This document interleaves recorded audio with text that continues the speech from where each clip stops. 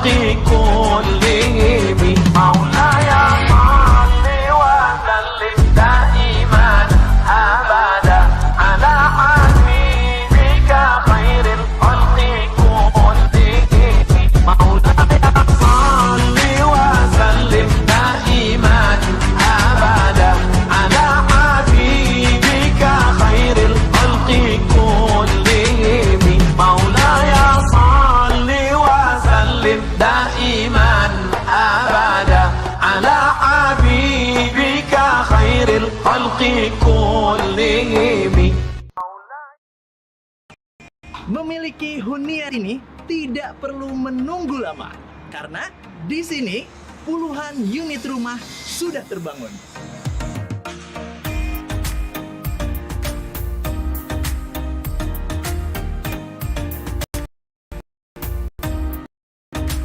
Rumah dan lingkungan dengan fasilitas lengkap seperti masjid besar, area berkuda, family food court, and playground. Bahkan pesantren manajemen bisnis Islam ada di sini. Di area premium seluas 7,7 hektar dan sangat dekat dengan kawasan industri Purwakarta.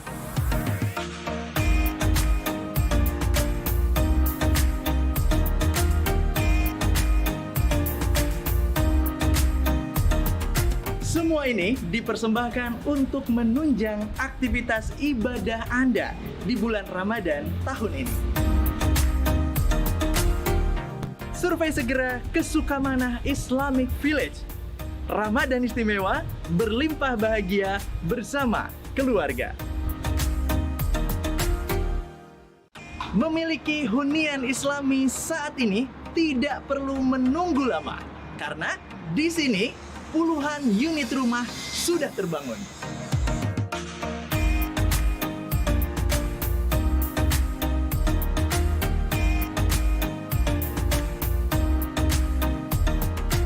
Rumah dan lingkungan dengan fasilitas lengkap seperti masjid besar, area berkuda, family food court, and playground. Bahkan pesantren manajemen bisnis Islam ada di sini.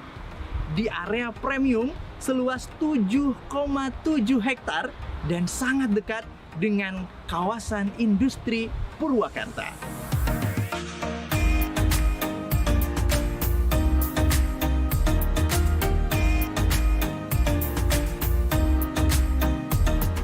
Semua ini dipersembahkan untuk menunjang aktivitas ibadah Anda di bulan Ramadan tahun ini.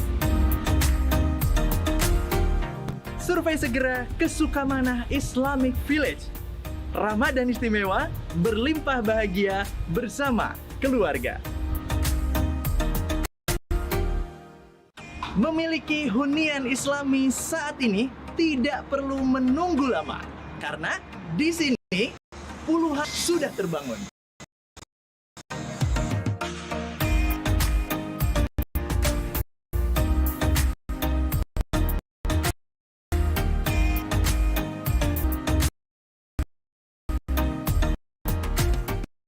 Rumah dan lingkungan lengkap seperti masjid besar, area berkuda, family food court, and playground. Bahkan pesantren manajemen bisnis Islam di area seluas 7,7 hektar dan kawasan industri.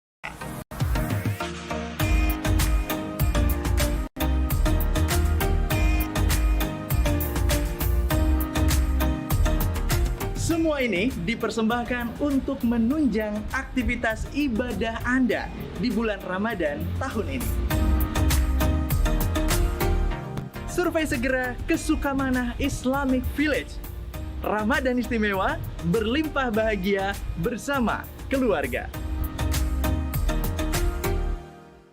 Memiliki hunian Islami saat ini tidak perlu menunggu lama, karena di sini puluhan unit rumah sudah terbangun.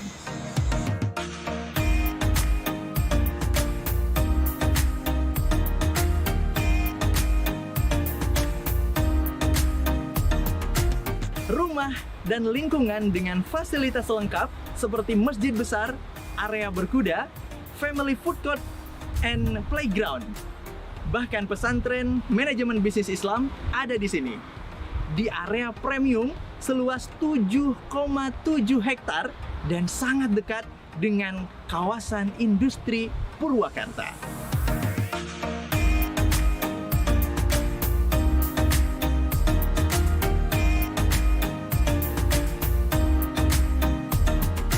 Semua ini dipersembahkan untuk menunjang aktivitas ibadah Anda di bulan Ramadan tahun ini. Survei segera ke Sukamanah Islamic Village. Ramadan istimewa, berlimpah bahagia bersama keluarga. Memiliki hunian Islami saat ini tidak perlu menunggu lama, karena di sini puluhan unit rumah sudah terbangun.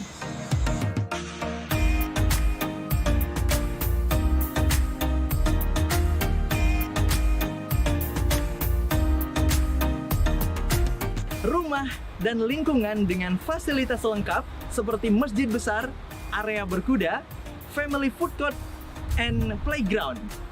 Bahkan pesantren manajemen bisnis Islam ada di sini. Di area premium seluas 7,7 hektar dan sangat dekat dengan kawasan industri Purwakarta.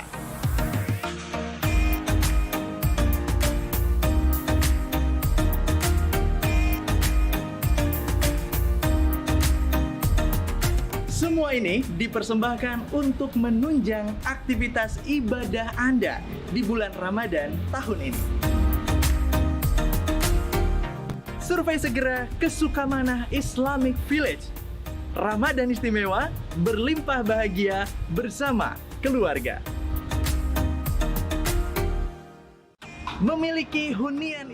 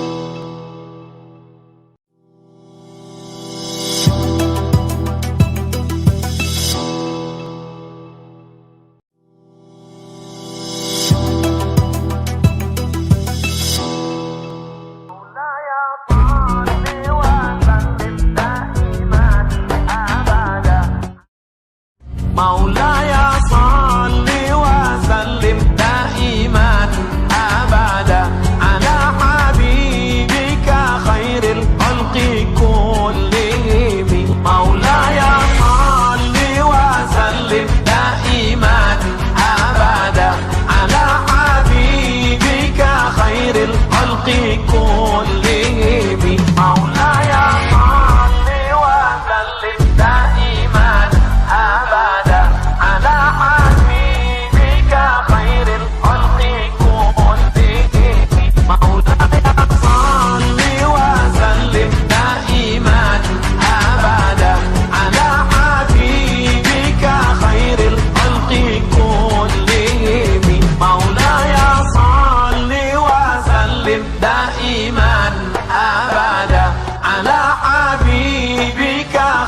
الخلق كلهم مولاي صل وسلم دائما أبدا Universidad de Manila, Philippines. The Honorable Dr. Silvia C. Ambag, Professor Lecturer 3, مولاي Universidad de Manila and صل Education Consultant in وسلم Quezon City دائما University. أبدا And على the Honorable حبيبك خير الخلق كلهم مولاي Head of International Affairs, Politeknik Piksi Ganesha. Respectable all delegates, lecturers, students, and the audience here that we are proud of. Firstly, let's thanks to the Almighty Allah Subhanahu wa Taala who has given us some mercies and blessings so that we can attend in this international webinar without any trouble and obstacles. In this international webinar especially. And theme about this webinar today is a sharing in international partnership and virtual MOU signing, organized by Politeknik Piksi Ganesha in best collaboration with Asia Pacific Consortium of Researchers and Educators or APCORE, and then Quezon City University, Philippines, and Universidad de Manila, Philippines, Academic International Consortium of Indonesia, Higher Education Association of Indonesia Hospital Administration, and also all participants from Indonesia universities, both lecturers and students from member Consortium Piksi Ganesha, and then IC Indonesia, and then Higher Education Association of Hospital Administration. And I'm sorry, I can't mention one by one. Salawat and salam I always be given to our Prophet Muhammad Sallallahu Alaihi Wasallam, who has guided us from the darkness to lightness. Hello everyone, I'm Susi as your master ceremony in this afternoon. Welcome to this our international webinar. We would like to thank you everyone here for taking time to attend our remarkable international webinar. And then to start our opening ceremony today, allow me to read today's agendas. The first opening, second national anthem, and the third opening praying. And then speech from the Director of Politeknik Piksi Ganesha, and at the same time he is President AIC Indonesia and also Chairman Higher Education Association of Indonesia Hospital Administration. And 5 webinar about sharing in international partnership and virtual MOU signing. 6, question and answer session, and then showing profile video of QCU, APCORE, and UDM, and then MOU signing, and 9 closing by praying, and 10 closing. Those are the today agendas which will be present soon. Dear audience, ladies and gentlemen, I would like to invite you all to stand up, please, for singing together Philippines anthem.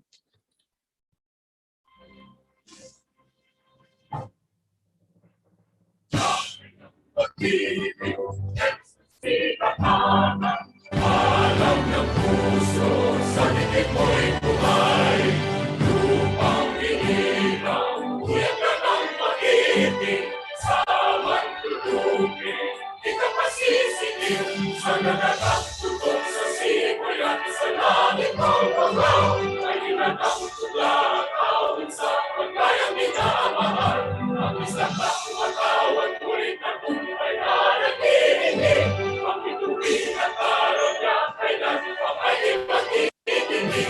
Luma ng araw na buwan ating pagsinta, buhay langit sa piling mo. Ang ligaya ng pantay halati, ang mamatay ng dahil sa'yo.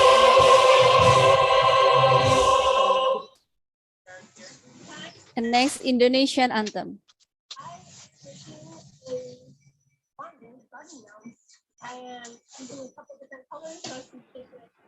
Indonesia tanah air yang bertumpah darah,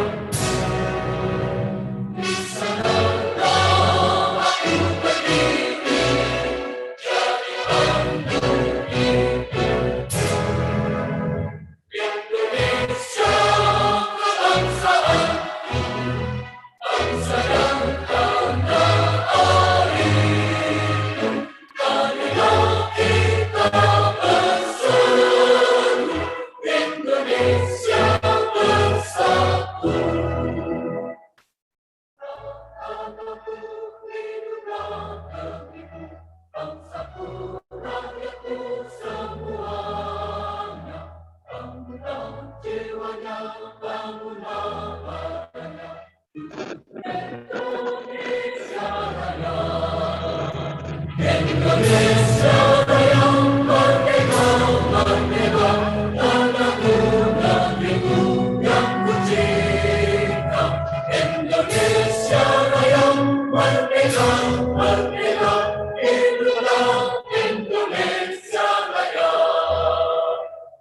Indonesia Raya merdeka, merdeka, tanahku, negeriku yang ku cinta.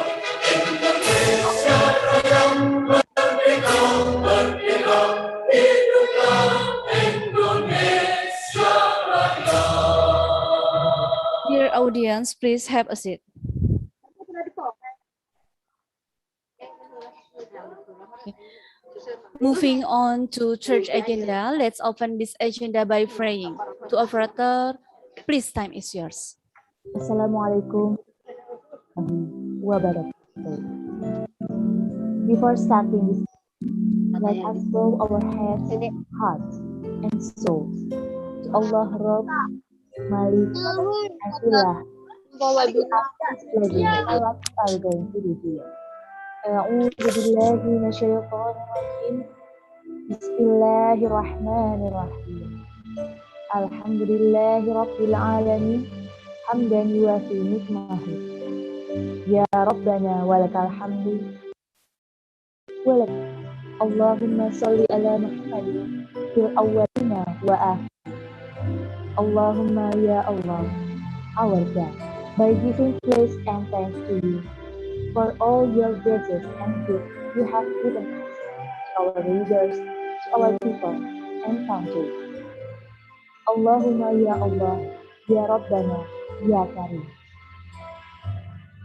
Turn this international webinar into a useful body of knowledge, producing beneficial outcomes for the health and safety of our people and our country.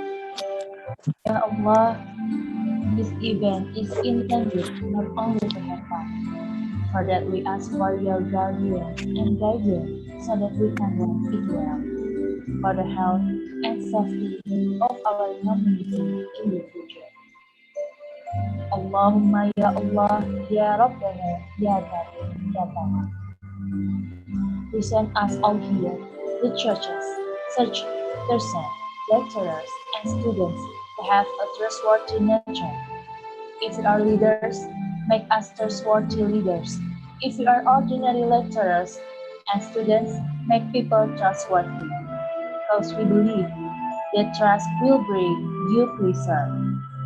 Oh Allah, only to you do we serve, and to you alone we ask for help. Give us determination, strength, sincerity, protection, and guidance to carry out the mandate as leaders, lecturers, and students who work for the sake of serving you alone. Iyyaka na'budu wa iyyaka nasta'in.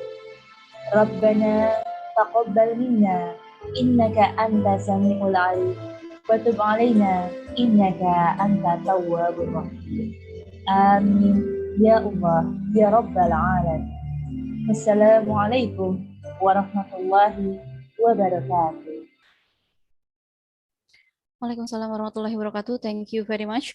Dear audience, continue on the fourth agenda, which was speech from the Director of Politeknik Piksi Ganesha and also as President of Academic International Consortium of Indonesia. And he is also Chairman on Higher Education Association of Indonesia Hospital Administration. Please welcome to Dr. H.K. Prihartono AH, Dr. Andes Esos Eskom, MM, MOS, CMA, MPM.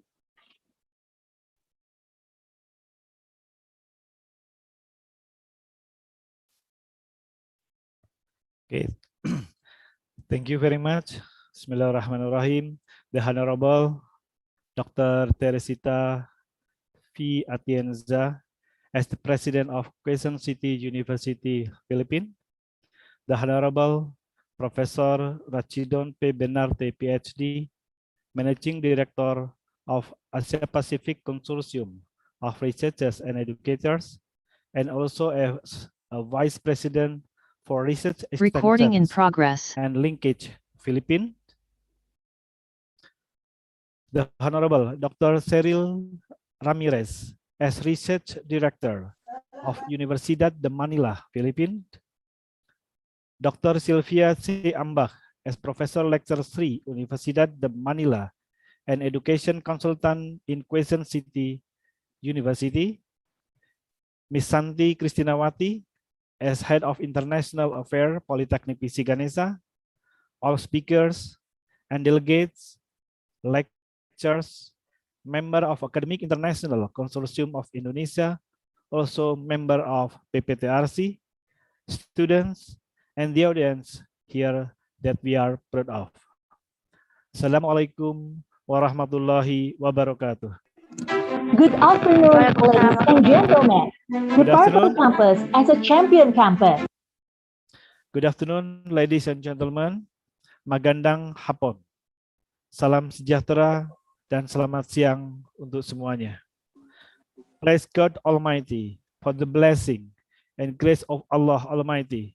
We can be present this international webinar sharing in international partnership and virtual MOU signing organized by Politeknik Piksi Ganesha in best collaboration with Asia Pacific Consortium of Researchers and Educators, Quezon City University, Philippines, Universidad de Manila, Philippines, Academic International Consortium of Indonesia, Higher Education Association of Indonesia Hospital Administration, and also all participants from Indonesia universities, both lecturers and students from Politeknik Piksi Ganesha Bandung, Politeknik Dharma Patria Kebumen, STIE Syariah Indonesia Purwakarta, Akatelkom and Akatek Bogor, Stimik Pamitran Karawang, Akbid Isma Husada Cirebon, Akparindo Bandung, Stikes Bustanul Ulum Langsa Aceh,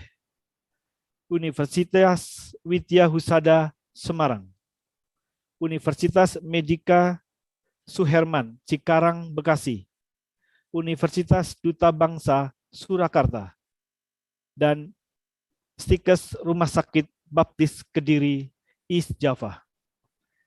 In this webinar, we invite 4 best speakers.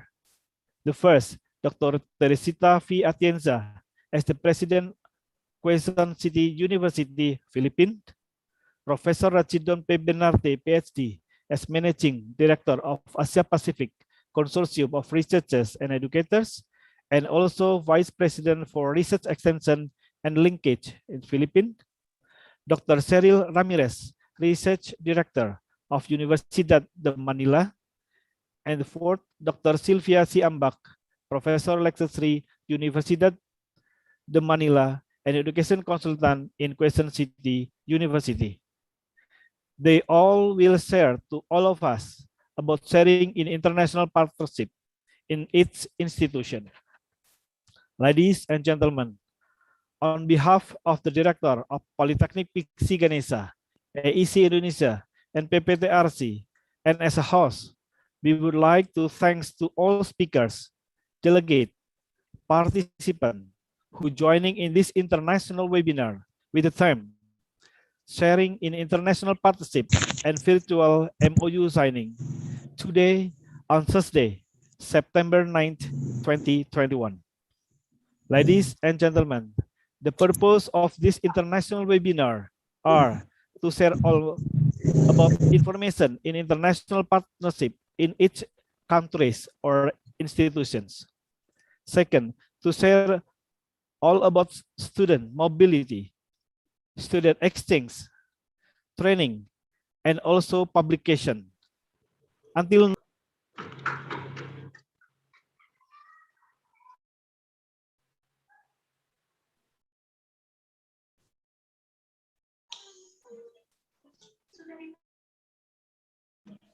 Mati. Dr. P, you're muted.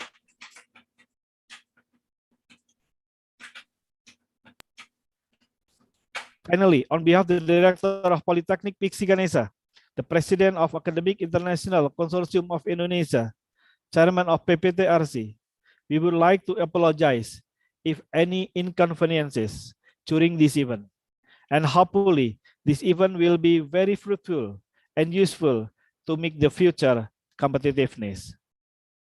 Thanks to all to be partner in this event as well. Always be success and welcome to international webinar. By saying Bismillahirrahmanirrahim, this international webinar with the theme Sharing in International Partnership and Virtual MOU Signing officially open. Maraming salamat po. Terima kasih. Thanks to all. Assalamualaikum warahmatullahi wabarakatuh.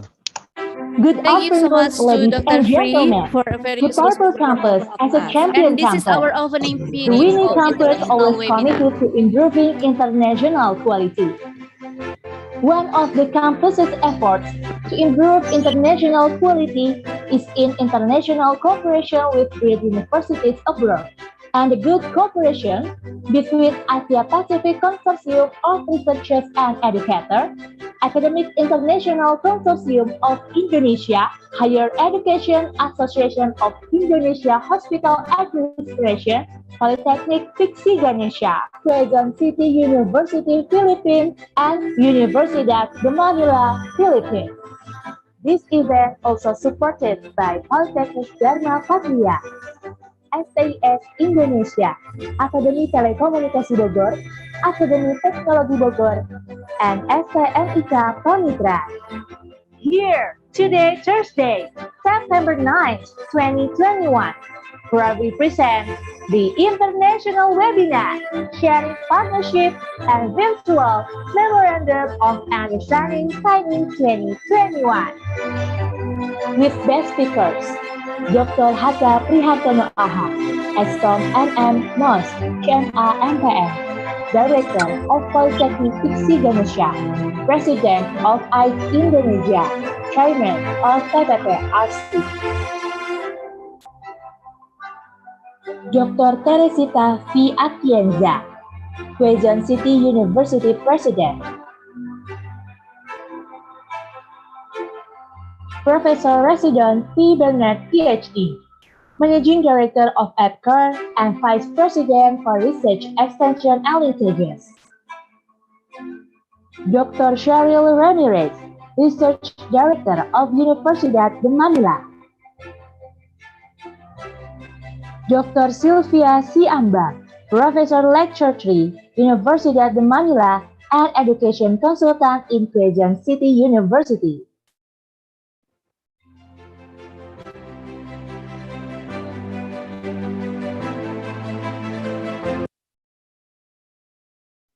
Okay, thank you very much. Well, before we entering the main event, we would like to permission for take a virtual documentation, and we invite you all for open the camera, please, because we will take a photo together for documentation, virtual documentation, I mean. Okay, we have 3 poses. The first, give us nice smile and show to the camera, and then the second, thumb up, please, and the third, okay, Piksi Ganesha, okay, international webinar. Okay, already, okay. Let me count. The first pose is, please give nice smile to the camera. Okay, I will count. 1, 2, 3. Okay, maybe the next slide, maybe until 3 slide, and then yeah, next slide. Okay, 1, 2, 3. Okay, thank you. And the second pose is please thumb up, please. Okay, the host already. Okay, 1, 2, 3. Thank you. The next slides. Okay. 1, 2, 3. Okay, thank you. And then this the last post is okay. International webinar today is okay. Okay. Isa Dawala Tatlo. Okay, the next slide. Isa Dawala Tatlo. Okay, terima kasih. Thank you very much. Selamat po. Okay, dear audience, ladies and gentlemen, as we have finished our opening to lead the next session, I would like to invite Mrs. Santi Kristinawati, SSM Hum CPSP. Okay, she is Head of International Affairs of Politeknik Piksi Ganesha. And I am Susi as Master of Ceremony today. Would like to thank you all. Wassalamualaikum warahmatullahi wabarakatuh. And please welcome Mrs. Santi. Okay, thank you very much for Miss Susi. Thank you very much for the participant that I see in our meeting we have 1,000 participation, and then it's best moment for sharing in this afternoon. So before I am going to introduce our four outstanding speakers, I would like to say hi and welcome to the Honorable Dr. Jania. Thank you for joining us, Dr. Wilawat Jangam, as the Executive Director of APCORE. And then I would like to say hi and thank you for joining this event for Vice President Atienza Garcia Tree and Vice President for Academic Affairs, Dr. Ronald H. Herrera, and also Dr. Sheryl for joining this meeting. Okay, ladies and gentlemen, before I introduce our outstanding speakers, I would like to announce some rules in our webinar.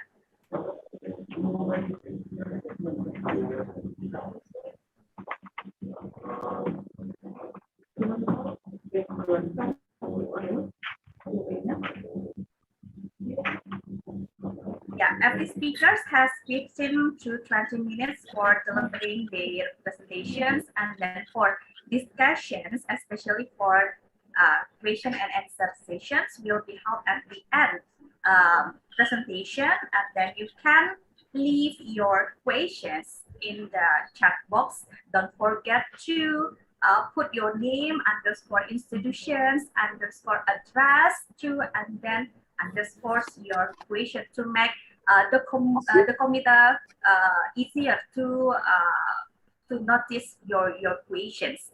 And this is the rules. And then also I would like to invite our first speaker. But before I would like to invite our first speakers, I would like to announce you about the videos.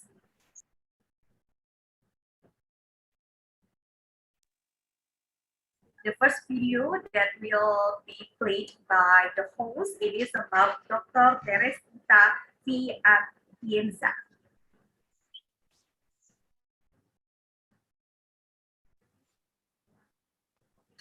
Okay, and then I would like to say hi to Dr. Theresita. Dr. Theresita, is it clear to my audio and the video? Yes. Okay. Good afternoon.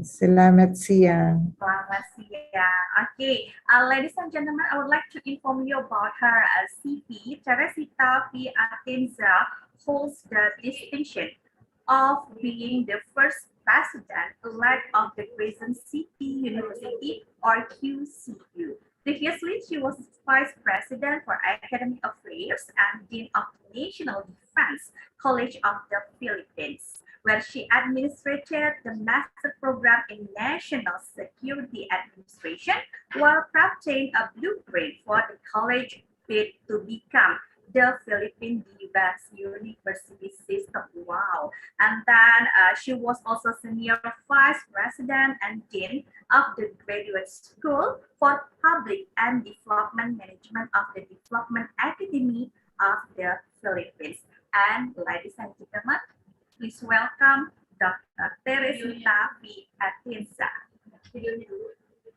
Salamat Priyang, and thank you for inviting me to this international conference. It's good to be with our brothers and sisters from Indonesia. Let me share my slide as we talk about partnership, which is, I think, very important, especially in this day and age when funds have been redirected, university funds and government funds have been redirected in our fight against the COVID-19 pandemic. So I simply titled the presentation as Government University Industry Partnership, and I'm calling the attention of everybody to a triple helix model.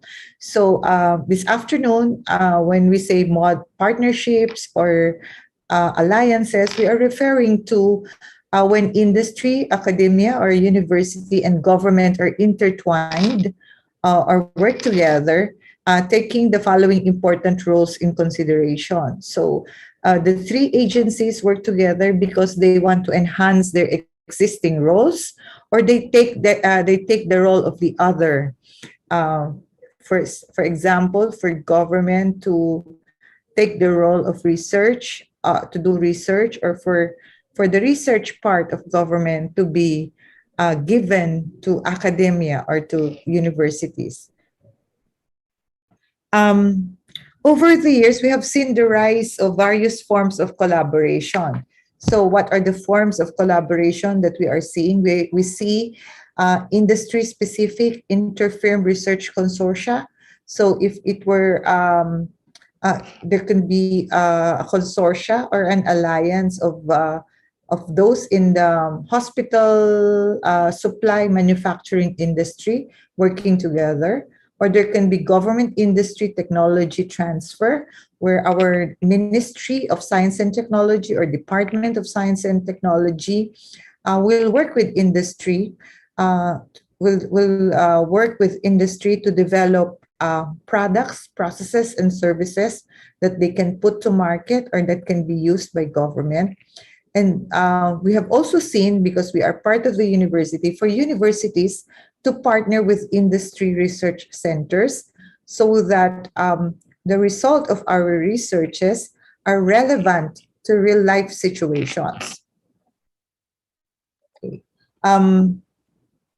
The rise of these various forms of collaboration among the sectors of government, academia, and industry is actually fostered by specific government programs. So, for example, for the government, research has been in the area of vaccines and medicines on how to avert the effect of the coronavirus, or some of our researchers are into in the area of energy.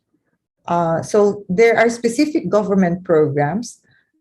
There's also a pressure on industrial research for industry, so that there is a decreased time, the decrease in market for new invention, because the competition for the new to develop new products.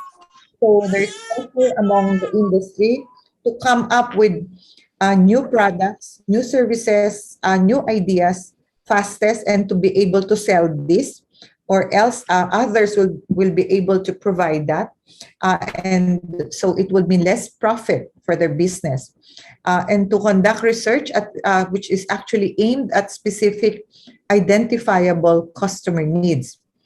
And for universities, it is a mandate of university, and we always say this to our faculty members and our students, that the university actually has 4 functions. While our main function is instruction, our next important function is to conduct research.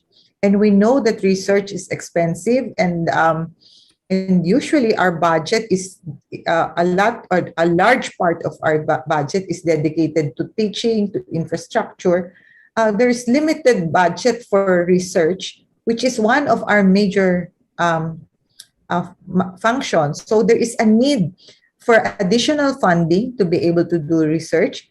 There is a need to expose not only our students, but also our faculty members to relevant research and research done by industry. That because, of course, we know industry and government could have far advanced technology than universities. So other than, of course, instruction and research, we have extension as a function of the university to help the community and share with the community the results of our research, share to the community the materials that we teach to our students that is relevant for skills development, that is relevant for livelihood, for the livelihood of our citizens.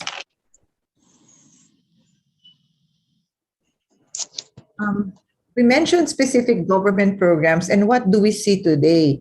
There's actually a decline of government funding, And this greatly impacts on universities who are the major recipients of external government research support. In the Philippines, for example, our researchers are usually funded by government agencies like our Department of Science and Technology, the Commission on Higher Education, the Department of Trade and Industry. But because of the pandemic, government funding has been more focused on vaccines, on testing, on our quarantine facility. And to inform everybody, at Quezon City University, we are actually hosting a quarantine facility in the university. We have also done research for Quezon City on the lockdown in communities so that we are able to control the coronavirus. We have also contributed our nurses as volunteers when we started to vaccinate our people, our citizens. In fact, Quezon City University has been also a vaccine site, considering that our students are studying from home using technology.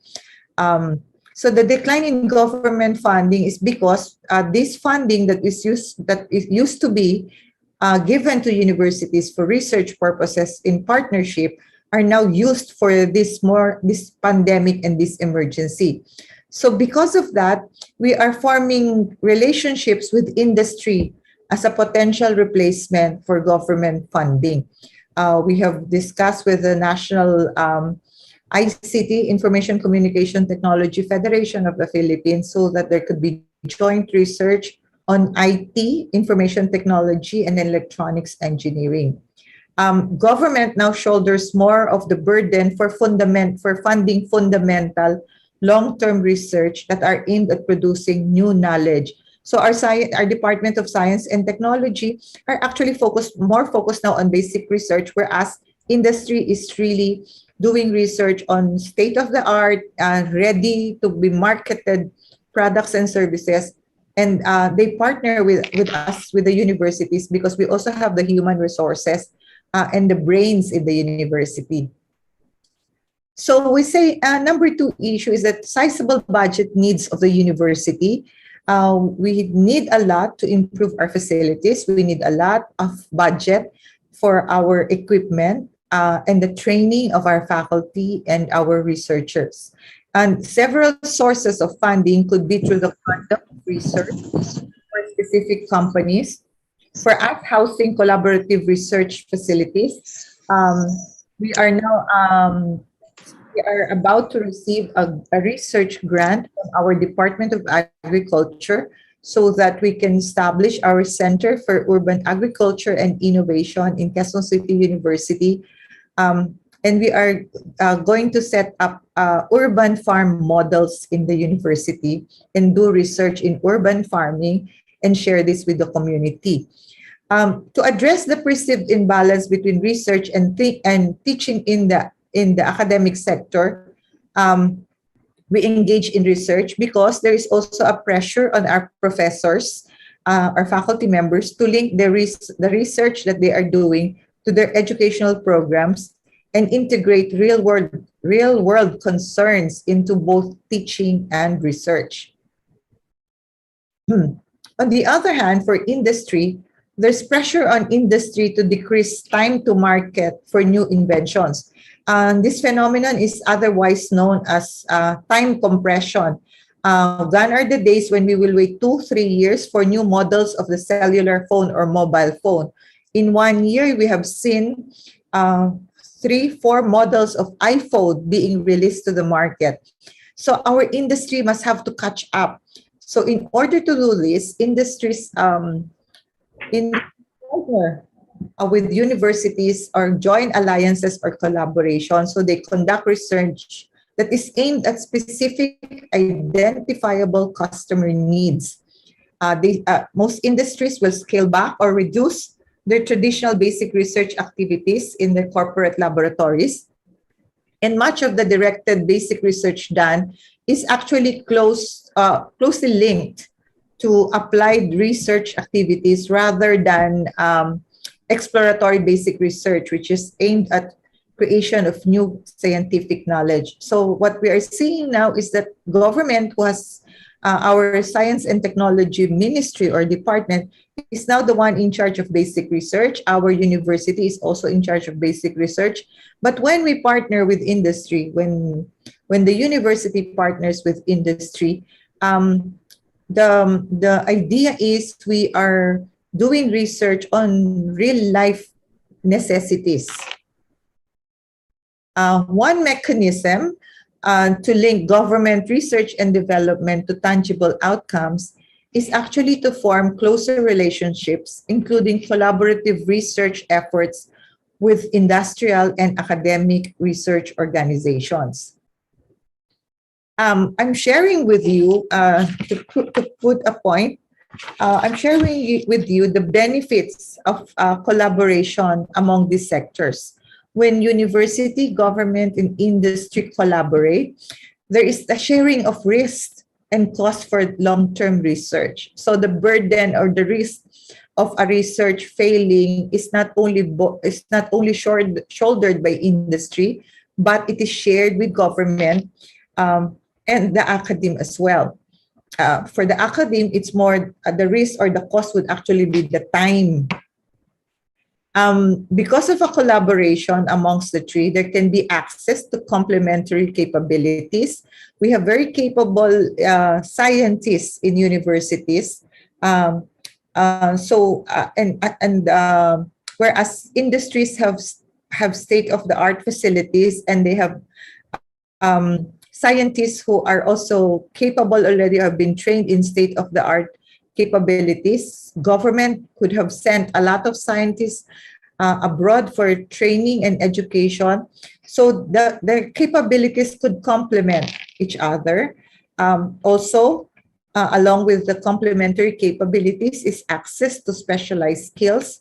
And of course, access to new suppliers and markets, which for us universities, we may not have access to that, or there's less chance of access to that, but it is available, in fact, even readily available to industry players and to government.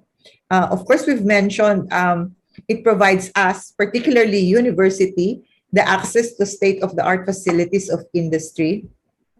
And it creates new opportunities for technological learning because of this access to facilities as well. Next point that I'd like to share with everyone is the significance of government-university industry partnership.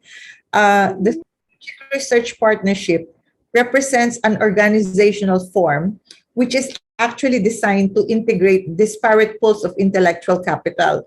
An example, for us in the university, that we would like to share. We are just happy to share the result of our research.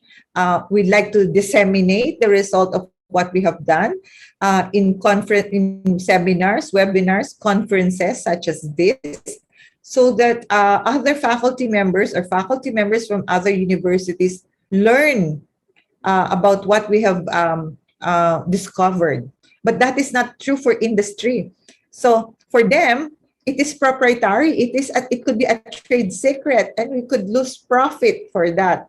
So and for government, usually government do research. For example, in the United States, the research done by government would be more aligned with their security, with their national security, with their defense. For example, the development of the internet, the development of sensors. These were all first done in defense. For example, the development of the internet, the development of sensors. These were all first done in laboratories in the US for the military. And after it was fully developed and used by the military for security and defense, it was shared commercially for the general market. In Japan, for example, the government of Japan would do research for commercial purposes. And once it has achieved commercial success, then it is used for defense and security. So these are the disparate or the different pools of intellectual capital that we see from government, from university, and from industry. So for university, we're excited to share. For industry, they say, no, we have to keep this as a secret because this will mean loss of profit if the competitor gets to know about it. For government, we do research because it is going to be used for national security, for the defense of the country. So these are the differences of intellectual capital. So the alliance is significant because the alliance will evolve into a shared community of innovation. So we hope that when we engage in government, university, industry partnership, we are open to align our disparate intellectual capital. Another significance of a government university industry partnership is to be able to play a role in national innovation systems. I think this is a priority. This is something we value so much in the university, that when we engage in these alliances, we see our role in the greater sphere of a national innovation system. However, we have to take note of the importance of flows and linkages between our industry, between companies or firms, and the external sources of knowledge. As the global economy evolves towards knowledge-based competition, partnerships are usually the mechanism for facilitating revolutionary innovation through knowledge fusion. So we are so excited to partner with our friends from Indonesia because we see that a partnership can facilitate our knowledge fusion and to be able to come up with innovations for our institutions, for our universities, and for our countries.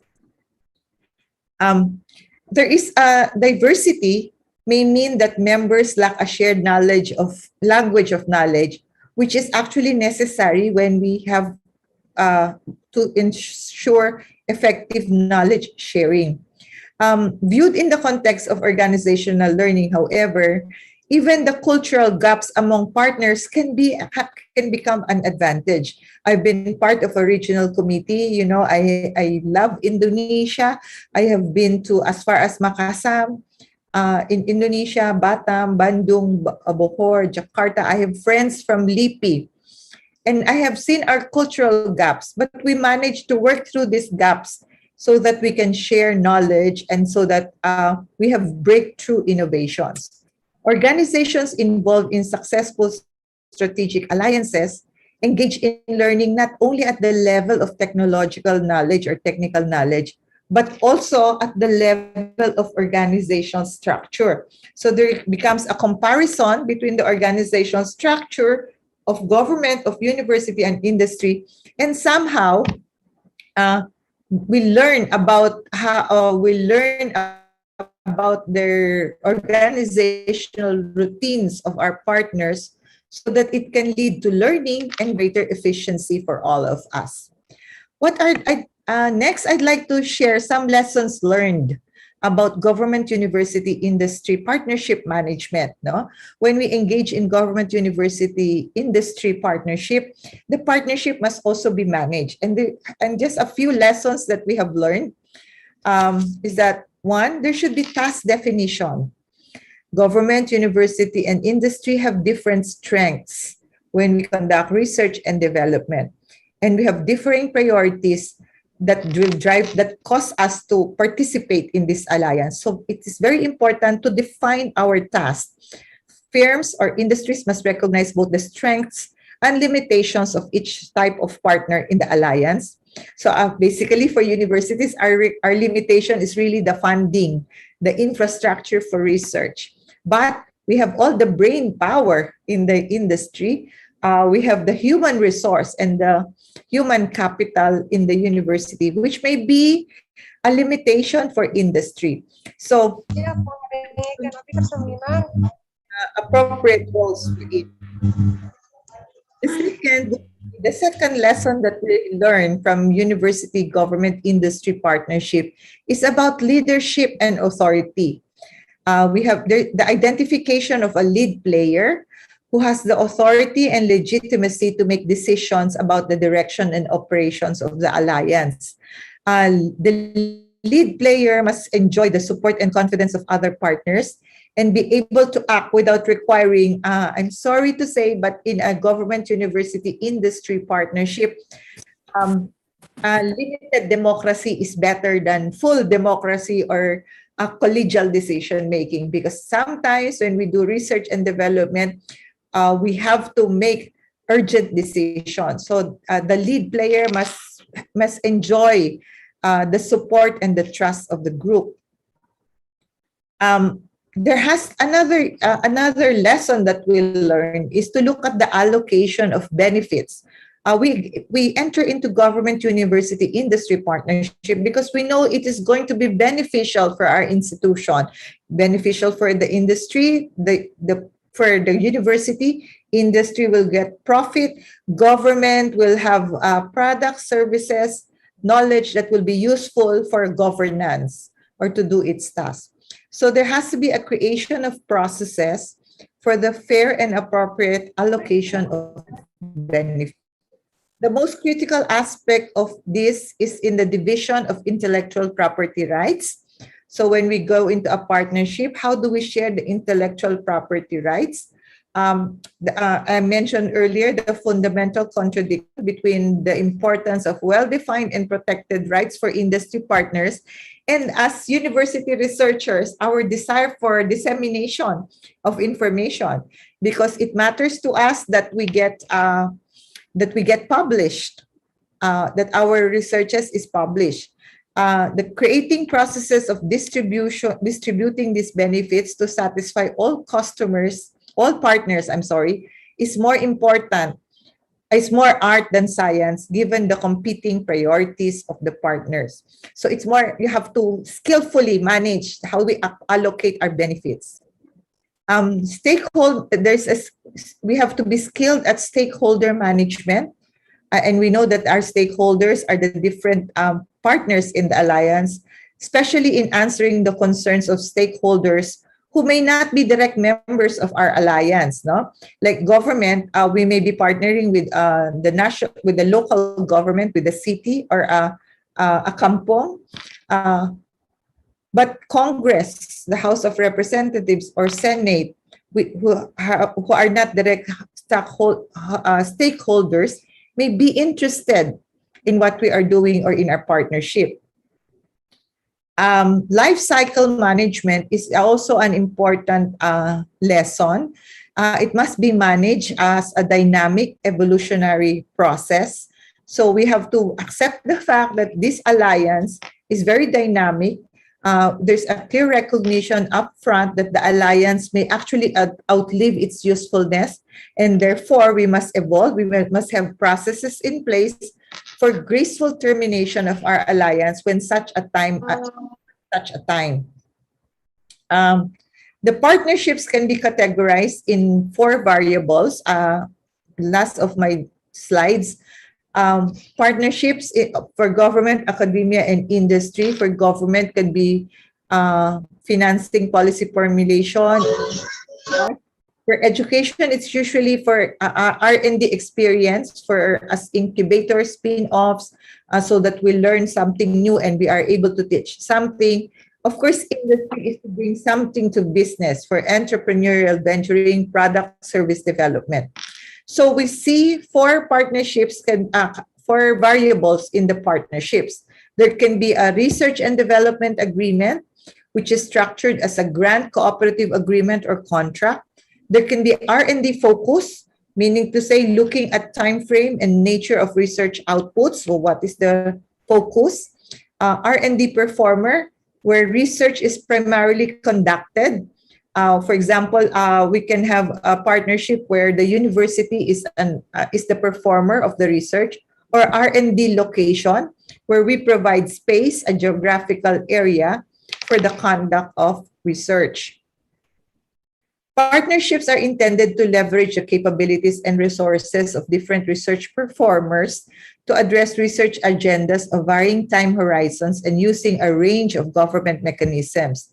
The key design issue in structuring partnership is matching our governance mechanisms in particular, the interface mechanisms for facilitating the transfer of knowledge with the capabilities and research focus of the partnership. Of course, we're very much interested, universities are very much interested in knowledge transfer.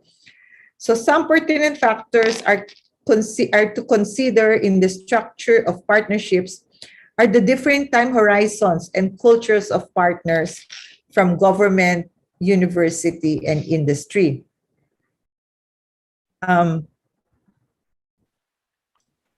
Collaboration can raise significant points about the new mode of research, support, and conduct.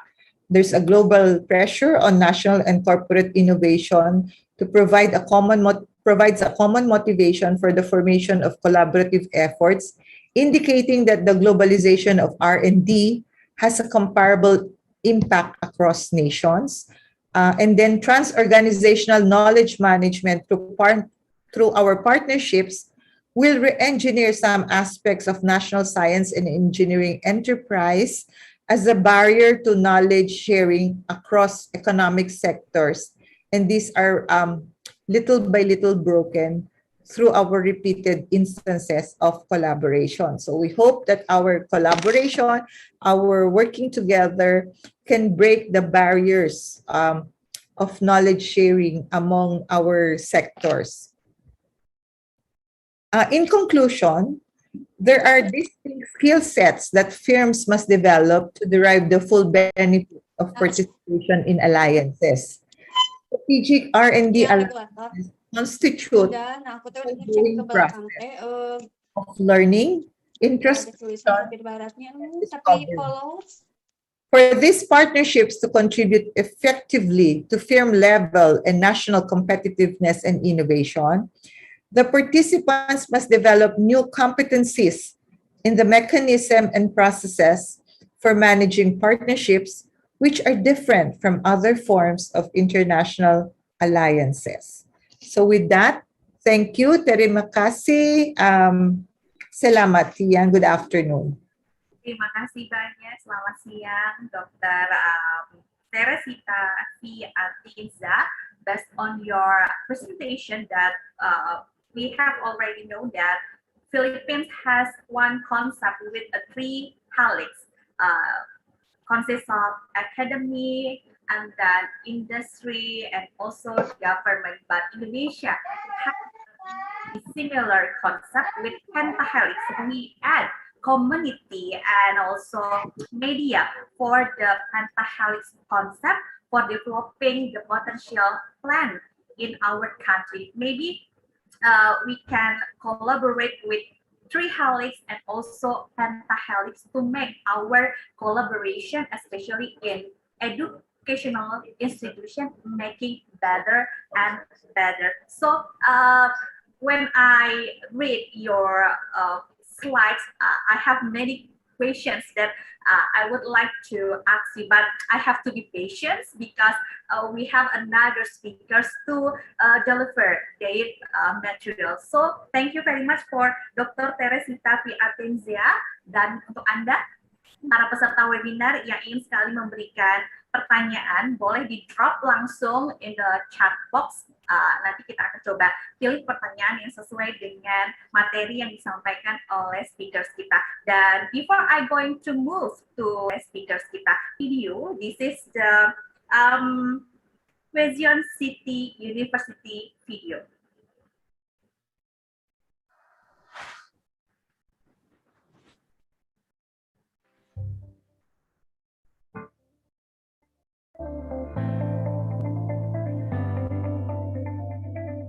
Welcome to Quezon City University, the only local government educational institution of the largest and the most populous city in the Philippines.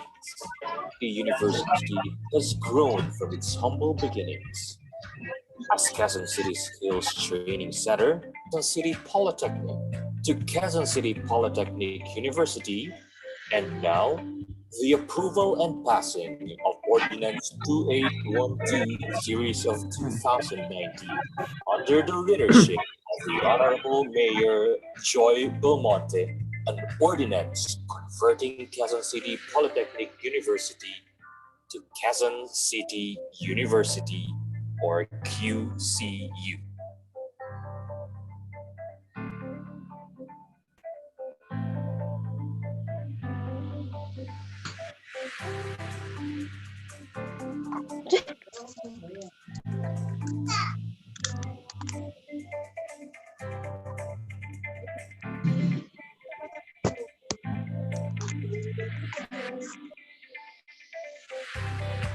Dr. Theresita V. Atienza, the first and the newly selected university president, has set the strategic direction of the university as follows.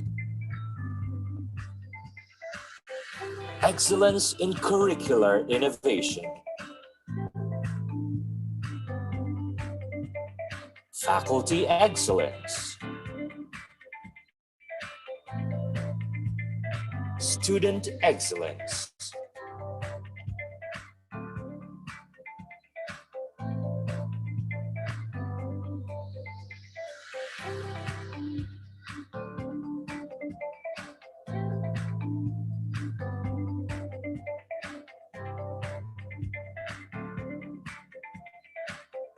Excellence on research. Excellence in community engagement.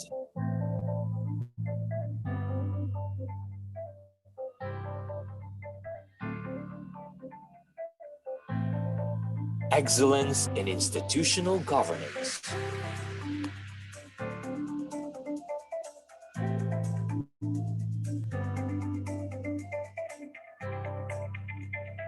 Excellent campus environment.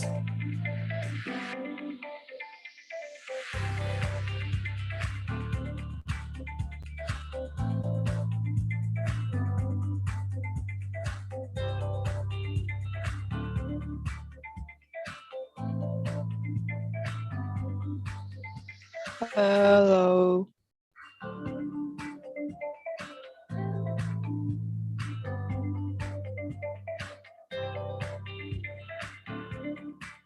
With a total of more than 8,000 students from its 3 campuses, San Bartolome Campus, San Francisco Campus, and Batasan Campus.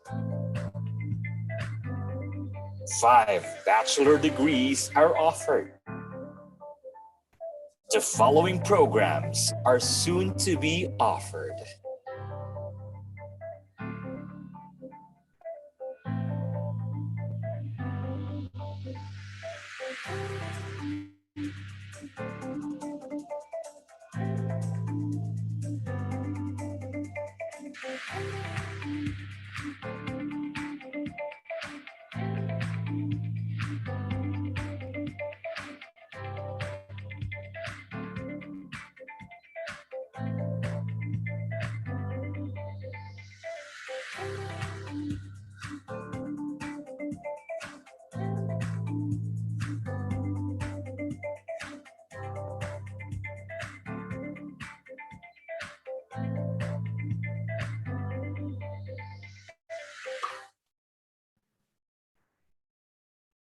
Oh, that was the profile of the campus Quezon City University with more than 8,000 students. Maybe this is the good outlook that we can collaborate with international partnership, especially collaborate between your campus with Quezon City University. And before we going on to second outstanding speakers, I would like to say hi for the second speakers, Professor Rachidon P, Bernarte, PhD. Hello, sir. Hello, Santi. Okay, how are you, sir? How are you? Is it good? I'm doing good. Thank you. Great, excellent. So, Prof. Don, I would like to read your CV, and then maybe it's very important for the participants to know you better. Dr. Rachidon P. Bernarte is a full professor of the College of Communications and College of Education Graduate Studies of the Politeknik University of the Philippines. He was the former director of the PUP Research Management Office, managing the university research program, which includes research, production, dissemination, publication, and utilization. His research interests are education, cultural and communication studies, media education, indigenous knowledge, and gender education. He specializes in research management and evaluation, international partnership, and collaboration. Professor Rachidon P. Bernarte, PhD, as a Managing Director of APCORE and Vice President for Research Extension and Linkages, Philippines. And this is the video for our second speaker. In 2013, a group of scholars and members of the academy decided to form a consortium with the primary goal of bringing together scholars in the Asia-Pacific countries to collaborate and establish a formal network and partnership in various research and academic-related programs. It is called the Asia-Pacific Consortium of Researchers and Educators Incorporated, non-stock, non-profit organization which promotes multidisciplinary research, educational innovations and initiatives, academic, art, and cultural exchanges to its members. Likewise, facilitate network building, public discourse, national and international exchange of knowledge and information.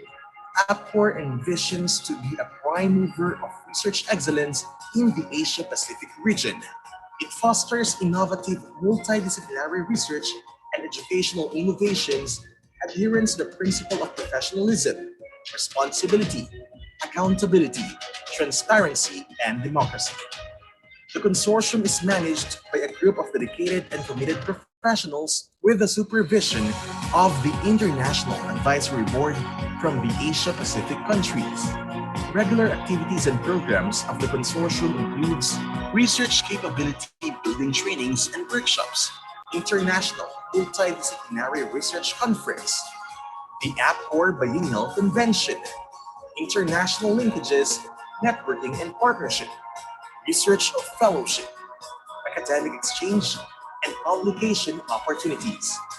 Today, APCORE has more than 6,000 individual members and 100 institutional members from 16 countries, not only in the Asia-Pacific rim, but in the other parts of the world as well. APCORE national councils were established in Indonesia, Malaysia, Philippines, and Thailand. APCORE invites you to join us, and together, let us build a strong network of researchers. This is the Asia-Pacific Consortium of Researchers and Educators. Wow, APCORE invites you to join this spectacular activity, especially for research, educational activity, and cultural activity. Prof. Don, are you ready for having this 20 minutes for your presentations? Sure. Thank Sure. you. Okay. And then this time for you, 20 minutes, and this is screen for you. Okay, thank you. Allow me to share my screen.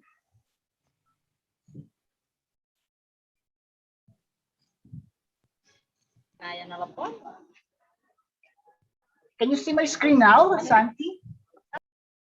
Sure, sir, it's clear. Okay, thank you so much. Good afternoon to all participants, school administrators, rectors, other school officials, instructors, and professors, our potential partners for this activity.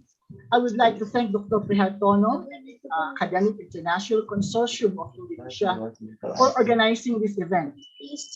I wish and pray that you are all healthy, in good condition, and have a chance to smile despite of what we are experiencing right now, the global pandemic brought about by COVID-19, now in different variants. Today, I will be sharing with you how APCORE developed strong strategic alliances with our partners and how to make partnership work.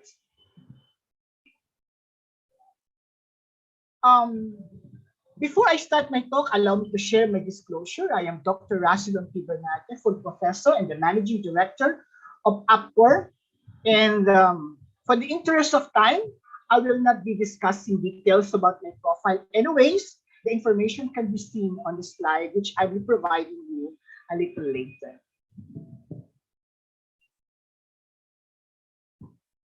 Academic institutions do not simply build partnership by choice.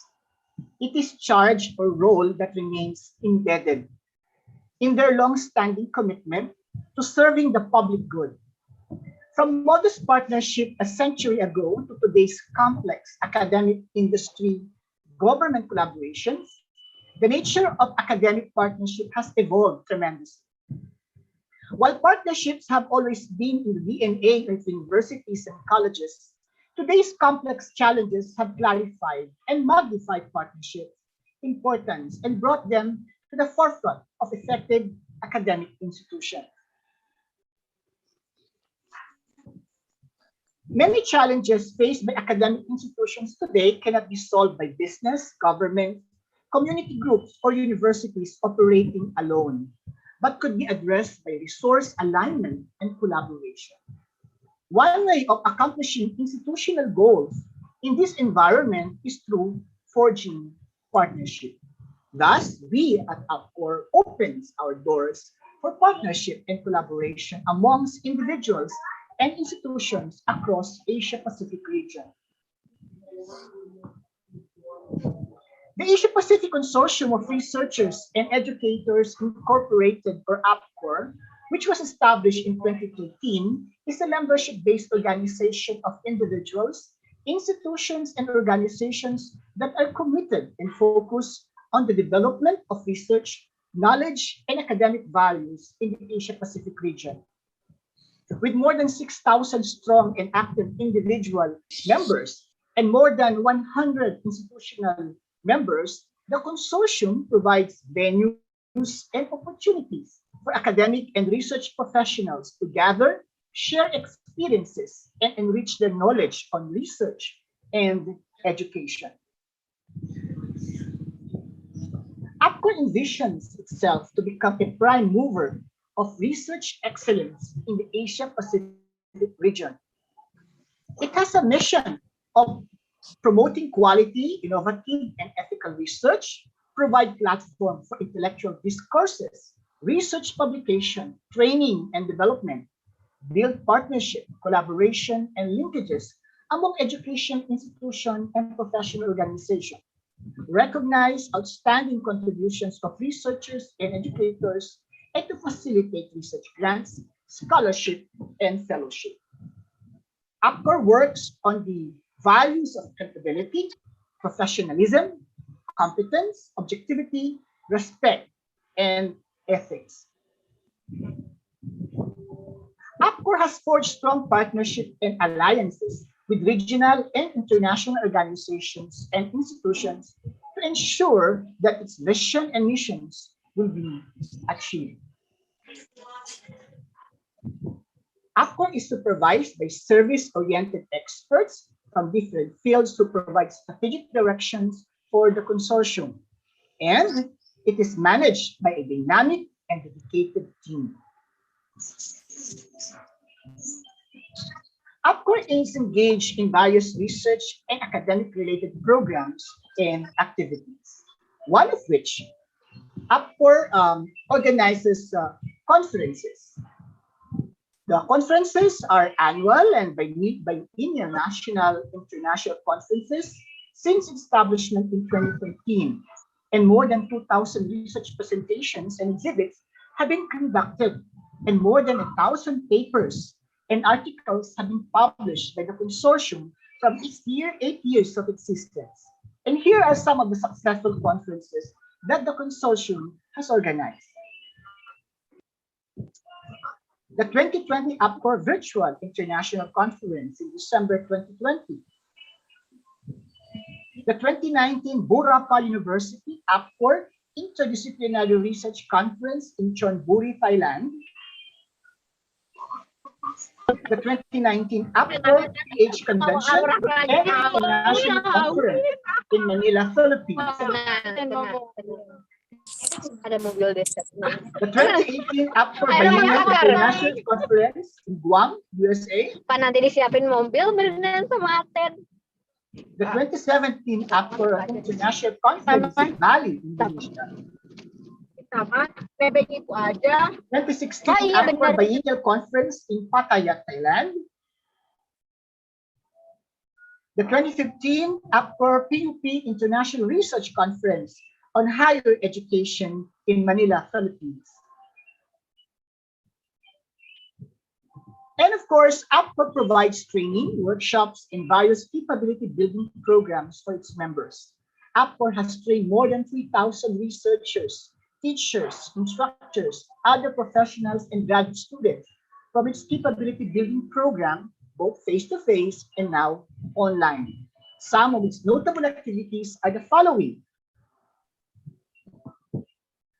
During the pandemic in 2020 until now, APCORE has launched a series of webinars to capacitate its members on various interdisciplinary and cross-disciplinary topics. More than 5,000 participants joined this series of successful webinars, which the consortium delivered for free. Since 2018, APCORE has been commissioned by Radio Veritas Asia to conduct various capability building and workshops for professionals in Vietnam, Cambodia, China, India, and Myanmar in the areas of communication, media, journalism, multimedia, and the allied fields. Regular research capability building and workshops have been conducted by APCORE for its institutional members to capacitate its faculty and instructors on research production, management, evaluation, granting aid, preparation, and publication. Since 2015, the consortium has organized more than 30 research seminars and workshops exclusive for our institutional members. The conduct of research workshop is not limited to APCORE members in the Philippines. Several workshops have been organized in other countries, especially in Thailand, Malaysia, and Indonesia.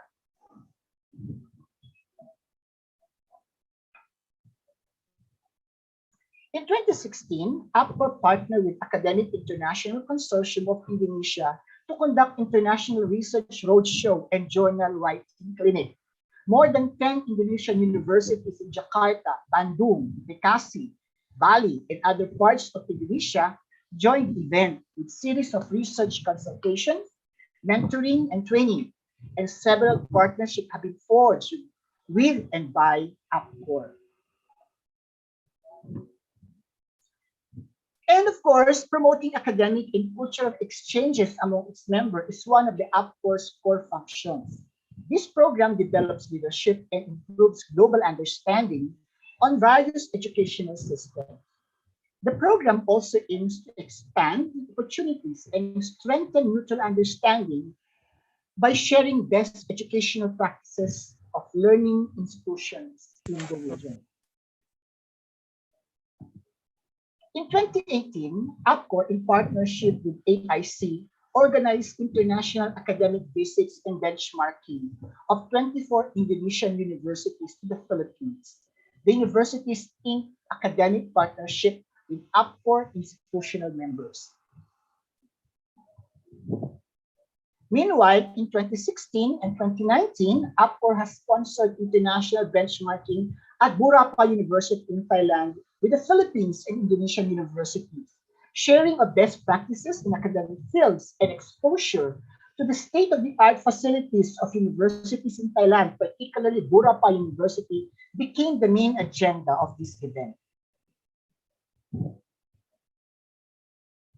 Another successful program of APCORE is the Visiting Professor and Guest Lecturer program. In this program, experts and foreign professors and researchers in particular field is invited to teach courses, mentor graduate students, and collaborate in research and creative work with faculty and researchers of the APCORE member institution for a short period of time, such as 1 term to 1 year. This program aims to increase the number of mentors for young faculty and graduate students working on their MH or PhD or postdoctoral degrees, as well as improve and encourage the culture of research among faculty. Since 2016, APCORE facilitated a number of visiting professors and guest lecturers to Indonesia. Team teaching, mentoring, and research collaborations have been conducted. This time of pandemic, I believe, wherein delivery of teaching and learning are mostly online, this program is more possible and more relevant.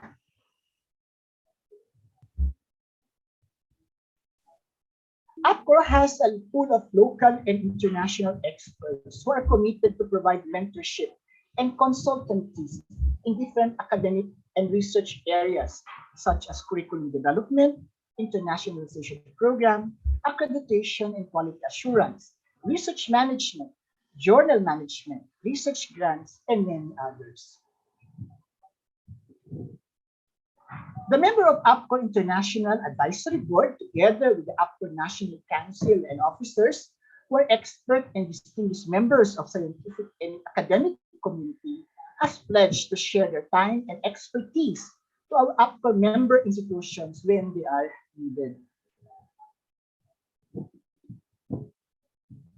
The APCORE Joint Research and Publication Program gives institutional and individual members opportunities to publish and access the consortium's publications, such as journals, proceedings, and updates. Co-publication of special issues of the APCORE journals and proceedings will also be arranged. APCORE has partnered with reputable journal publishers for the publication needs of our members. Recently, APCORE has entered partnership with the Research Synergy Foundation Press for publication of articles of our members, especially those papers presented at APCORE-sponsored and co-sponsored conferences. APCORE members who present papers in our conference can also publish in the APCORE conference proceedings, which is now on the process of indexing. Other publication opportunities for APCORE members are local journals published by our institutional members. And aside from joint publication, APCORE members have opportunities for joint research production. APCORE regularly submits research proposals for funding to various agencies in the government, private institutions, and international organizations. Recently, APCORE entered partnership with CENEO Setup and CENEO TED for the conduct of research projects related to early childhood education and technical vocational education.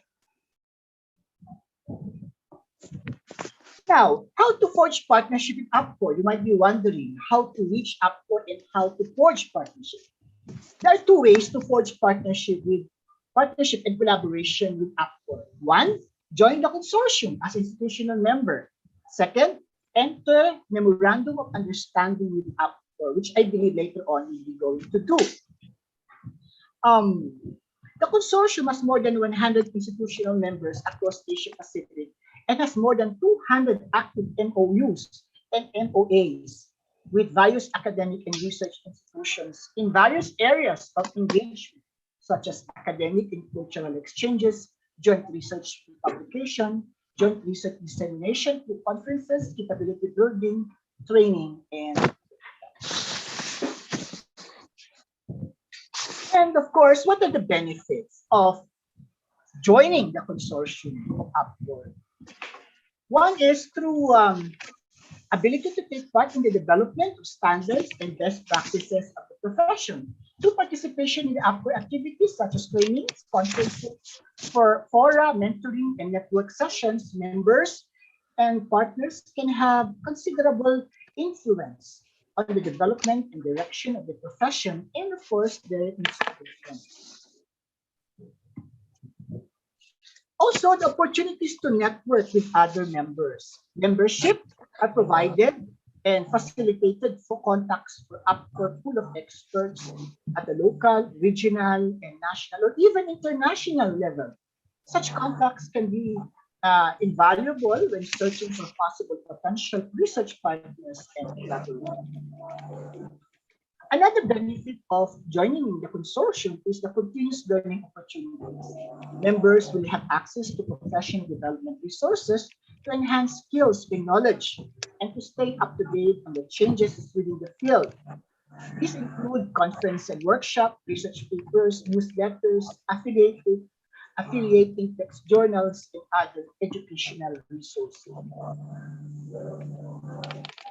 Research grants and fellowships are also available to members to pursue a career within a specific profession or to members who want to conduct research projects. Every 2 years, by the way, APCORE awards outstanding researchers and educators through the Dr. Matthew A. Eichler Fellowship Award. Institutional and individual members have the opportunity to join research projects and publications sponsored and co-sponsored by APCORE and its partners. Another benefit, of course, is the quality assurance. Assistance is also provided to institutional members when needed in complying documentary requirements for the purpose of accreditation, ISO certification, and other quality assurance requirements. And APCORE can be reached through its official website. You may be wondering where or how to reach APCORE. So you can reach APCORE through its official website, email, and social media accounts that you can see on the screen right now. And of course, before I end my presentation, I would like to invite all of you to attend the 2021 APCORE Virtual Convention and International Conference this December 8 to 10, 2021 via Zoom. All our new partners who will be signing our MOU today will be 5 slots for free. 5 slots for free to present your paper, to attend the conference, or maybe publish your work. Please register to the link or email us for the email and other information which you can see on the slide. And of course, I would like to invite as well teachers, instructors, and other professionals in Indonesia to join APCORE as individual members. You can register online to the link shown on the slide, or you can visit our website for details. And to conclude, advancing the mission of educational institution amid uncertainties and higher expectation will be difficult in the years ahead. Partnerships are one way for universities and colleges to adapt and thrive in this environment. Regardless of how universities expand their capacity to engage in partnership, the most salient takeaway is that they likely will need to do it in the future. Because partnership will become a more prominent part of the tools that universities are likely to use in meeting their goals and fulfilling their mission. It will be increasingly incumbent on educational leaders to engage in partnership. APCORE provides pathways to that partnership requirement.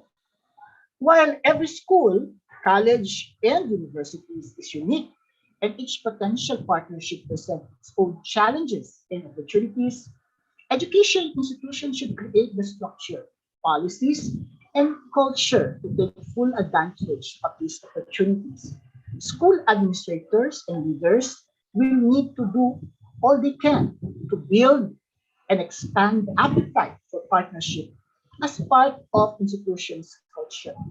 The value of partnership should be written in the institution's strategic plan. Building a robust capacity for school systems to create and maintain partnership can have a long-lasting economic, social, and cultural benefits for your students, for the communities, and for our country in general. In short, doing partnership right is well worth doing. So before I end my presentation, I would like to recognize the Executive Director of APCORE who is attending right now, Dr. Witawat Jangyang. okay, from Burapa University, Thailand. He is our executive director. He supports the consortium all the way. Thank you, Dr. Jang Giang, for attending, and later on we will meet him during the MOU assignment. Thank you very much. Maraming salamat. Terima kasih. Thank you very much, Prof. Rachidon P. Bernarte, that based on his presentation, APCORE has many opportunities and then many programs that we can join because it partnership form for internationalization, collaboration among the faculty, staff, and students. We have to create valuable opportunities such as academic travel, collaborative research, guest lectures, and cooperative degree programs, while also bringing diversity to our campus. So APCORE can make it happen to our schools, especially for the university, polytechnics that will sign our MOU today. And then also, I would like to say thank you for attending for the APCORE Director, Dr. Jangam as Executive Director, and also for UTM Executive Vice President, Atienza, and Vice President for Academic Affairs, Dr. Ronald H. Herrera. And also, thank you very much for QCU, APCORE, and UTM for attending this webinar. So, for you, all the participants that are still curious how to apply membership in APCORE beside individual or institutional membership, please reach the detailed information through the website.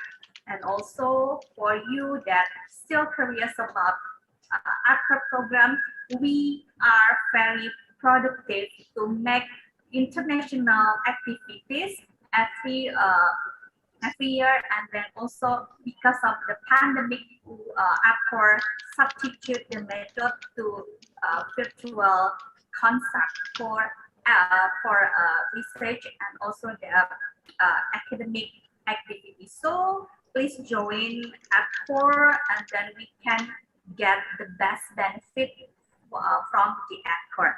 And so thank you very much, Prof. Don, for sharing the APCORE information. Hopefully all the participants can join APCORE as a member. Thank you very much, Prof. Don. Okay, next for the third speaker, we have Dr. Sheryl Ramirez as the Research Director of Universidad de Manila, Philippines. And then before that, I would like to inform you about her CV. Dr. Sheryl H. Ramirez, RN, MAN, LPT, PhD, is a registered nurse and a licensed professional teacher from the Philippines with advanced degrees in nursing from the University of the Philippines and a PhD in educational policy and administration. Her career evolved from clinical practice as an ICU nurse with US RN recognitions as a magnet nurse by the American Nurses Credentialing Center to teaching practice as nursing dean and faculty, as well as professor of the Graduate School of Education at Universidad de Manila, where she is currently the International Journal of Africa Nursing Science, published by ARSI. So we would like to invite Dr. Sheryl Ramirez, and then before that, we are having videos of the campus. Universidad de Manila, formerly known as City College of Manila, fulfilling the dreams of young Manileños for the last 26 years. It was founded on April 26, 1995 at the historic ground of Escolta through City Ordinance No. 7885. It was renamed as Universidad de Manila on June 6, 2006, through City Ordinance number 8120 when it found its new home in the oldest garden in the country in Mayhan Gardens. It produces top-notch graduates across different professions through its senior high school, undergraduate colleges, graduate school, and law school. Challenges during this time of pandemic leads the UDM to necessary adaptation for it to stay committed in its goal of producing the finest Manileños for the country and for the world.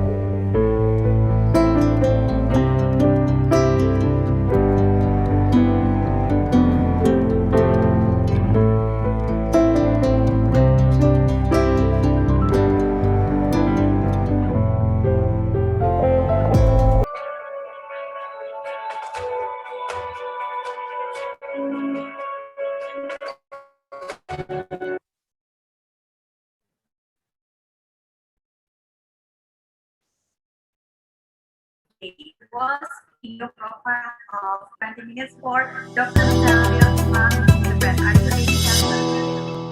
Yes, I am, Ma'am Sandy. Thank you. Sure, this is yours. 20 minutes. I was wondering if I can slide share so then I do the controls. Okay. Do you mind? Okay. The operator will control your slide. Is it okay, Dr. Sheryl?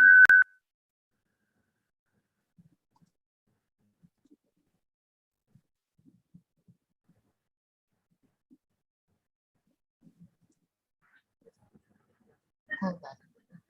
Dr. Sheryl wanna be co-host? Maybe? Already, sir. To Sheryl. Already.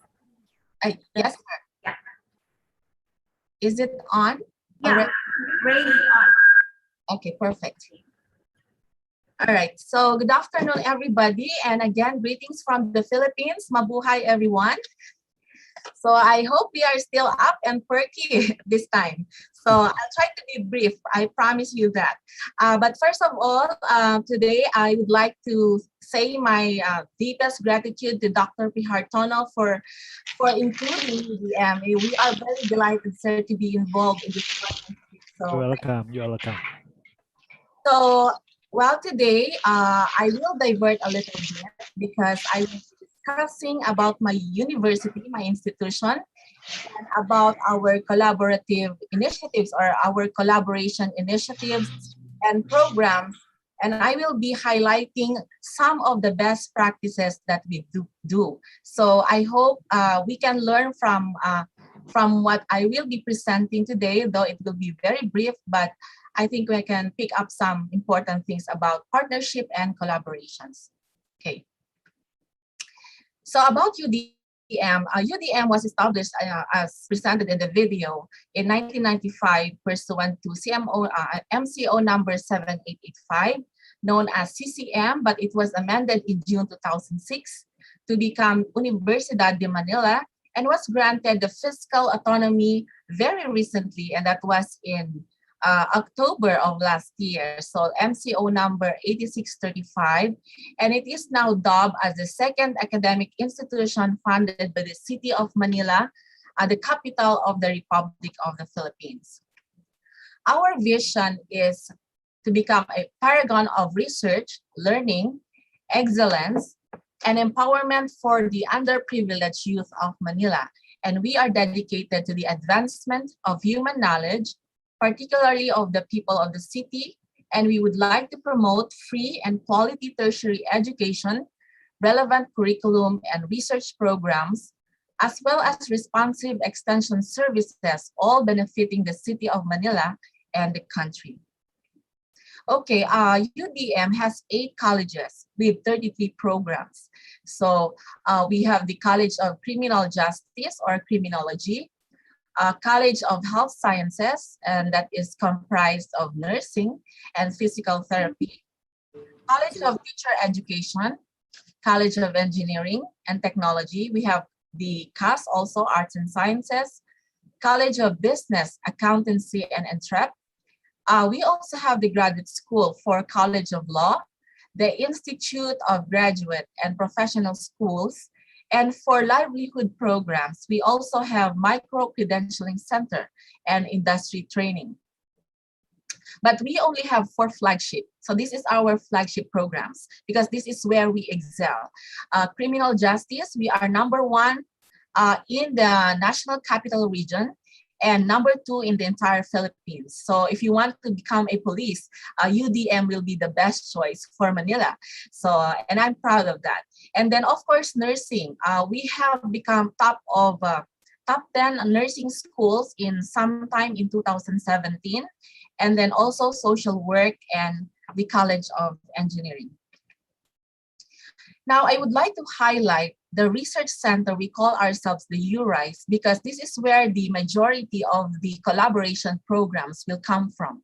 So our vision is to become, although we are new and we are still building our research programs and agenda, we want to become the flagship research intensive or a flagship research intensive center that is broadly enabling discovery and innovation in pursuit of excellence across to benefit UDM, the city of Manila, and beyond.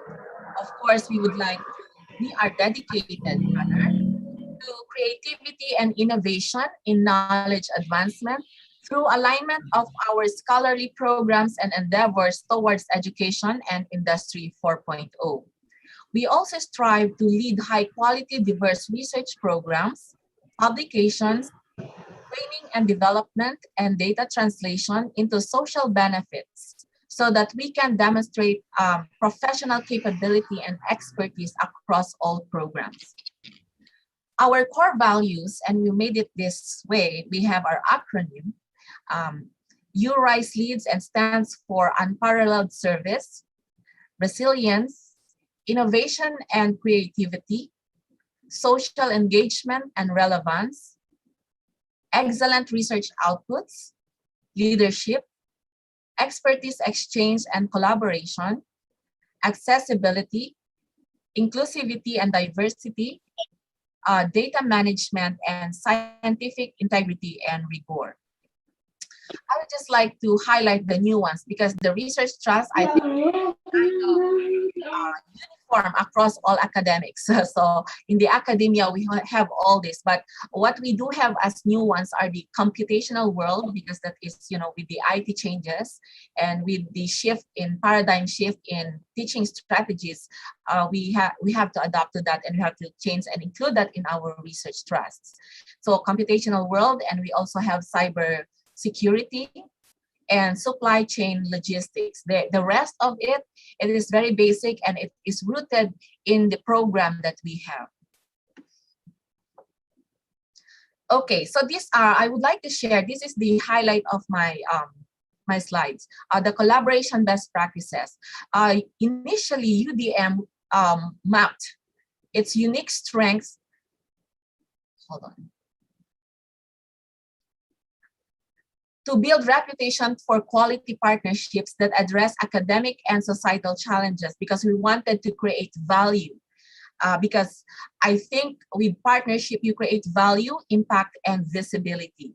And this is a very classic example. Just being here, part of this webinar, we are being seen by across Asia. So that is one of the purpose. We wanted to knowledge share, and we want to be visible. So that is very applicable to all of us here representing all our institutions. Number 2, to provide strong leadership, governance, and policy on collaboration in the academe, so that we can create innovative linkages. And of course, basic to that is that we need to have or develop or recruit the best talents in our own schools. Like we call them the collab team, so that we can cultivate a legacy of goodwill in which people are empowered to connect. We want people to connect despite of their boundaries, geography, because we want to work together. We want to engage in learning, and we want to knowledge share. As Dr. Atienza mentioned earlier, we wanted that knowledge fusion. So we want to connect with partner institutions and foster academic alliance. Then we want also to nurture creativity by utilizing our research agenda as a prime mover to foster collaboration opportunities to reshape and reposition our own institutions. The reason why I mentioned this is that research collaborations are the very root and the very essence of why most of our collaborations are being done, because faculty does this, students do this, and so everybody does research. And this is the main reason why, well, I would not say that it's the only one, but it's one of the major reasons why we do collab and partnerships. Okay, number 5, we want to develop critical infrastructure, because without infrastructure, it don't matter if it's or collaboration, because we need IT spaces, collab spaces, and technology, so that we can support our priorities.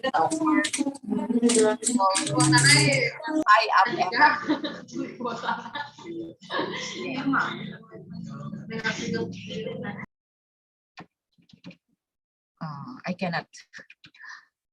I don't know what's the problem. I cannot move my slide, I guess. Hold on.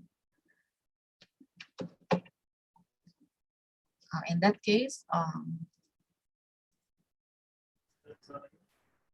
any obstacles, Dr. Sheryl?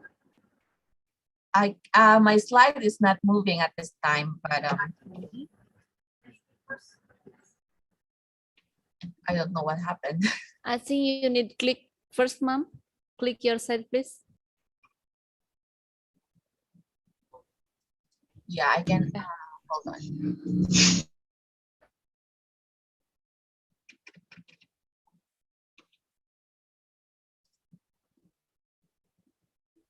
Maybe you can try click and scroll down. Okay, I'm good now. Thank you. Okay. Because I had to.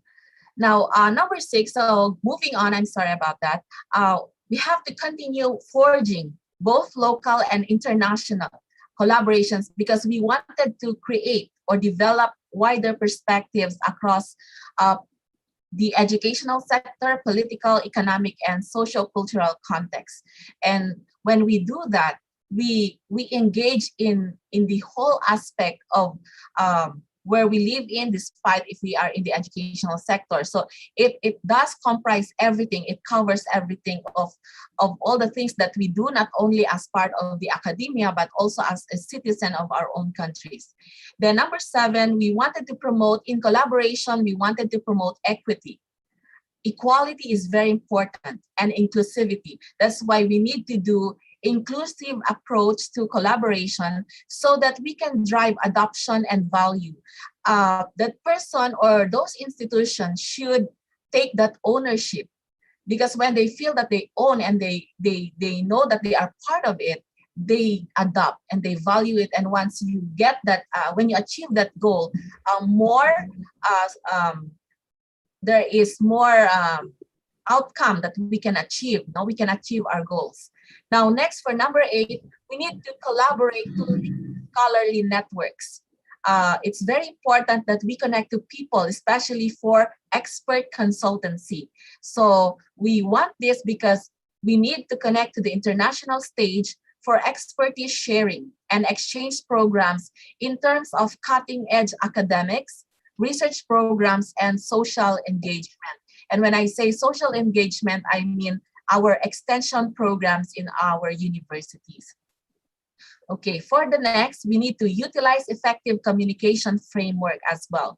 I believe that despite our language barriers, this can be addressed, because as long as we use a framework for us to communicate and that we understand each other or one another, that will support our knowledge exchange path among us who are part of the university collaborators.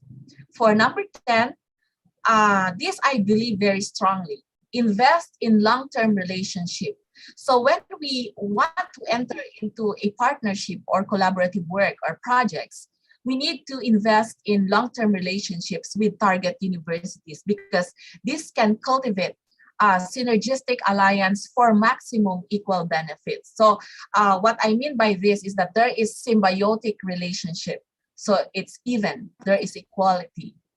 Next, we have to recognize milestones and achievements through a reward system of collaborative champions. So I call them collaboration champions. So our leaders in our own institution, we should dub them as our collaboration champions, especially if they had the extensions and all the partnerships, because they do deserve to be recognized. No? We need to incentivize them for doing this, because partnership can really do a lot of things for our institution. And that's why we are doing this platform, this knowledge sharing, because it's really important for us that we learn the value of international partnerships. And the last one, to support all what I have said, I think it's very important that we have to support it with a budgetary requirement. So it's important for leaders of every institution to earmark budgetary support to fully implement collaborative programs and initiatives. Okay, for UDM partners, I would just like to highlight the major ones, because we do have a lot in terms of the undergrad the programs. They have their, their industry partners and all that. So I wasn't able to just include them all here. But importantly, I would like to highlight we are in partner with, of course, APCORE with Dr. Rachidon. So, and he was the one actually who invited me through him. I was invited to join in this group. And so thank you, Dr. Don. And then, of course, with universities in the Philippines, we also have, we call it IRIS. It's a technology, science and technology institute, where we have this program we call TED Pro, Technology Design Program, that is supported by our national government through the Department of Science and Technology. So we partner with them for prototyping support, because they do have the facility and all that, and they support us in terms of expertise and also facilities. Now, the DOST and RCP is one of our newer partnerships, which started just this August. And through the RD Leadership Program, Research and Development Leadership Program. So the DOST has given us a leader who's working with me closely right now and the office so that we can conduct capacity building activities. And so that is one thing that is really in full swing right now that we are doing, because we wanted all our faculty to be engaged in research. And that is, I think, one of the, I would consider a milestone for UDM.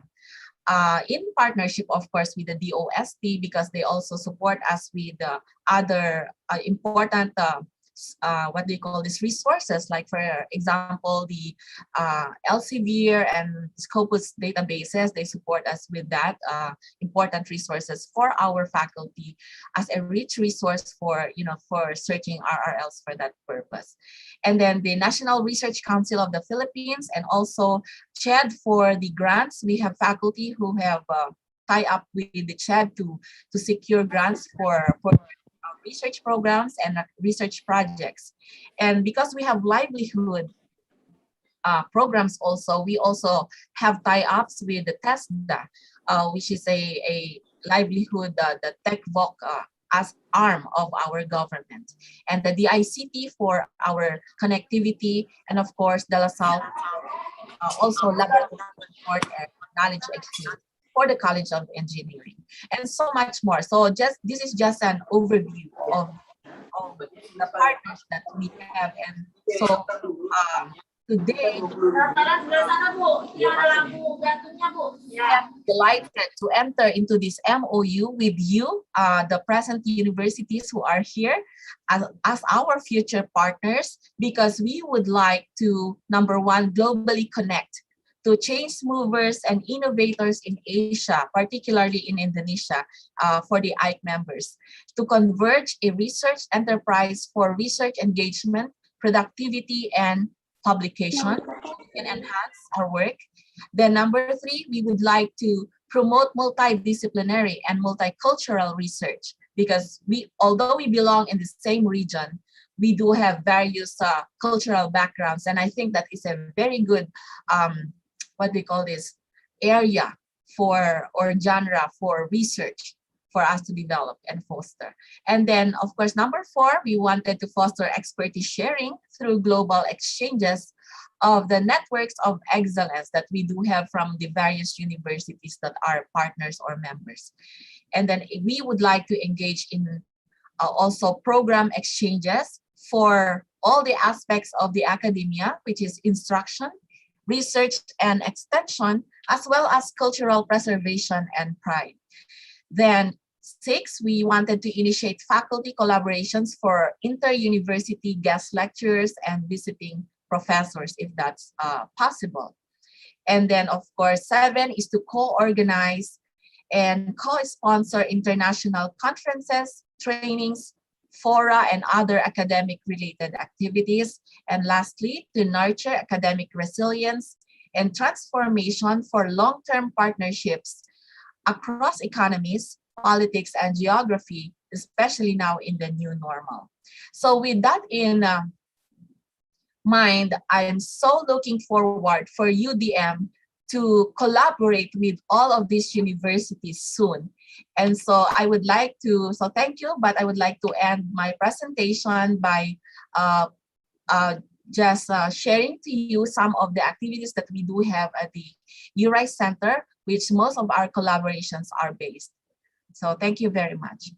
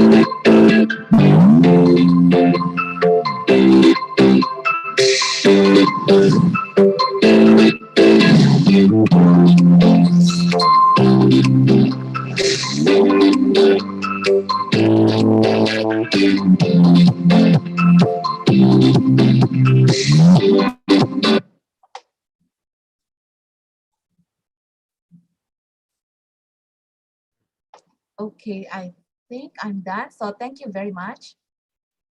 Thank you, Dr. Sheryl, for the enlightenment presentations. And one question before I move to the last speakers, Mom Sheryl, based on your video that we have already watched, most of the top management are women, right?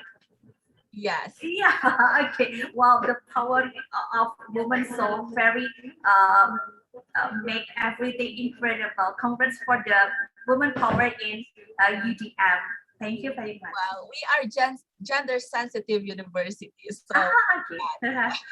Thank you very much, Mom Sheryl, for the description of the activity that we can collaborate, especially for research collaborations and partnerships. And ladies and gentlemen, dear participants, we have still one speaker that will give the best knowledge and update information about internationalization and also international partnership. Please welcome dear Dr. Silvia C. Ambag.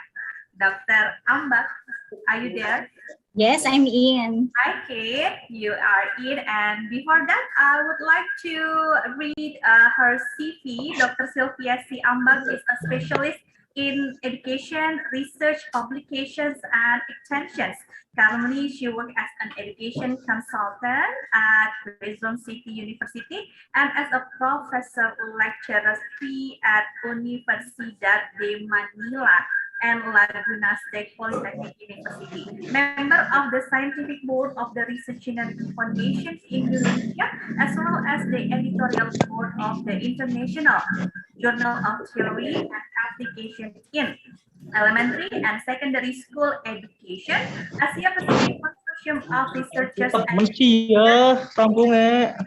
board member and finance officer. Dr. Ambag was invited as a research expert and became senior reviewer at the 5th Annual Conference on Asian Studies in Japan, as well as a member of the Royal Fellow Institute in Singapore. Please welcome Dr. Ambag, 20 minutes for you. Okay, thank you so much. Good afternoon to all rectors and officials of AIC, Piksi, Ganesha, and my colleagues here in the Philippines. And I would like to thank Dr. Prihartono for the invitation in this international webinar. I'm Susie. My topic is all about faculty-institution collaboration or the best practices. And my presentation outline or the collaborative building blocks, collaboration barriers, collaboration strategies for schools or institutions, engagement in collaboration. So what is partnership? So partnership is a school. Partnership are strong alliances or affiliations either between two or more schools or schools and organizations So these are the best practices. Says collaboration is a process by which two professionals engage in non-hierarchical relationship to develop interventions. So if you take a look with the logos, no? So here are, wait for a while, Miss Susie, some connections can be established between schools themselves, or they may be choose to work with an educational body or provide who can help them. So next slide, please. We need to find a group who has strong support and will help you in your endeavor, just like this in the international webinar with the AIC members and other universities in the Philippines. So the question is, why do we need schools collaborations or partnership? So we have 3 T's in a collaboration. No? We have the time, talent, treasure. So if you lead or manage an organizations, schools, or institutions, you're really like very used to those 3 words. These are the broadest level. These words set shared expectation for what members are expected to bring to their positions, schools, or institutions. So how much time they're expected to spend on in support of the organization each year. So that time is really important. No? The second one is what professional talents they may be able to lend to the advancement of the organization mission, and what level of financial treasure they are expected to give or get through fundraising efforts. So in terms of financial treasure, they are expected to give or get through fundraising efforts. Treasure is not only a financial term, but treasure your employees and most especially your teachers who are there to sustain the school's operations. So next slide. So in the Philippines, we have the national competency-based teacher structures. If you take a look with the domain 6, no, the main functions of the teachers before is instruction. They just merely teaching. But now, research and the extension or collaboration, that is the way in the Philippine setting. So remember to treasure our teachers. So that is one function in terms of community linkages. Next slide, please. So in terms of collaborative building blocks, so we have 4 components who is involved in the collaboration and where it occurs. So we have also barriers, what stands in the way of effective collaboration. These are also the strategies how to collaborate occurs. And of course, it is the most special or the most important one is the outcomes. Why we collaborate. Next slide. In practicing collaborations, who are the components or the components within the organization? So when we say within the organization, these are the rector or administrators in the Philippines, the teacher parent, principal, psychologists, teacher, social workers, no? And sometimes teacher to co-teachers. And in school, who are those in school who are based on the district, school, local, or community. So these are the other institutions. Next slide. We need in practicing collaboration components. So where do we need to have a collaboration? So we have 3 in school, home, and communities. So when we say communities, these are the libraries, churches, local education in your institution or in other organization, including after-school programs, local or non-profit organization, just like the AIC group of organization. Next slide. In this case, we have different barriers, no? Barriers to collaborate. Next slide, please. So when we are concentrating on these barriers, we have 5. So the teachers are the state or the biggest barrier to the involvement is work schedules. Work schedules because most of the teachers are too busy in a class. So many loads, no time for research and no time for collaborations. So that is why we need head like Piksi and other institution or rectors here who are really helping our teachers So the second one is the school culture of participation. Some schools have requirements or sometimes just unwritten understandings of expectations, and other schools do not. They have approval of the memorandum of agreement for the execution of the activity with the help of the international director or international affairs office. So the third one is the sense of education. These are the shared responsibility between home life and school life versus just as plain school. Before, teacher are the trainee. So before we just listen and sit, but now teachers must train the trainers, the TOT. Gone are the days our teachers are sitting and listening. They must now lead to the collaboration. If you take a look with our pictures, we are now sending our trainings and capability buildings. The fourth one is the limited linkages.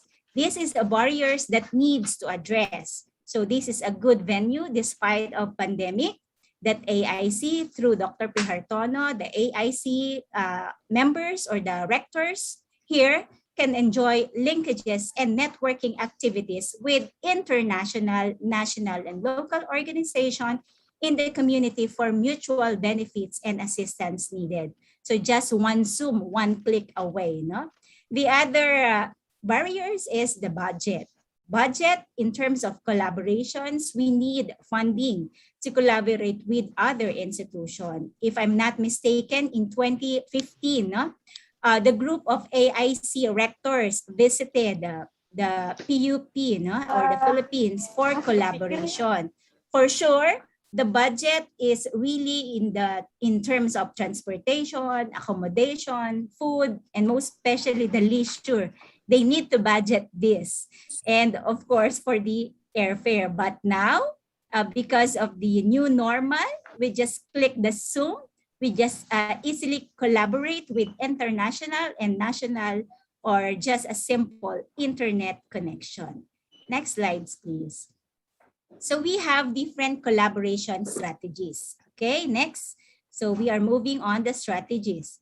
So when we say strategies, where with other members of the group, they are now forging today. Later, we will have a forging in the Quezon City University and the Universidad de Manila. So what are the different collaboration strategies? Number one is communication. So open when teachers to identify and assist teachers with academic challenges. So in terms of communication, just a simple mentoring and coaching is really important. So the officials should communicate just like AIC or Piksi Ganesha does, and the teachers will execute this agreement. The second one is the social or newcomers or new members of the group, including veteran teachers and staff regarding traditions and sources. What are the do's and don'ts in joining in an organization? So you may visit one country to another country, just like AIC visited the Philippines, and sometime in 2017 and up to 2019, we also visited Indonesia. So another thing is develop own knowledge and skills of school systems and resources. So when we say resources or own system, we need to ask now who are the experts. No, we need to tap faculty with their specialization. You can create a brown bag session in a particular group.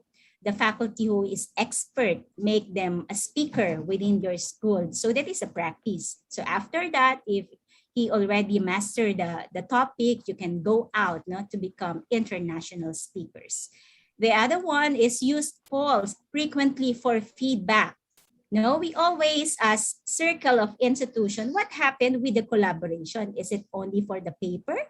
So you have to find the benefits, not only requirements for the accreditations or standards of your university or institution, but try to weigh, after forging the MOU, what's next? So do you have tangible projects or outputs after doing this collaboration? So that is very important. Next is remain accessible. So accessibility includes awareness of technologies trainings, buying of softwares or dissemination, and comprehensive information. Just invite lecturers, international speakers, part of accessible in languages. In your group, if there are more on Bahasa, the strategy is you need to ask with the help of your faculty to be part of the collaboration to translate it in English. And number 6 is get smarter together. So we have this formal and informal training session. If there is an invitation from AIC, from email, WhatsApp, FB information, you just grab the opportunity to attend. So another is to study groups and conversations, facilitate opportunities to learn together.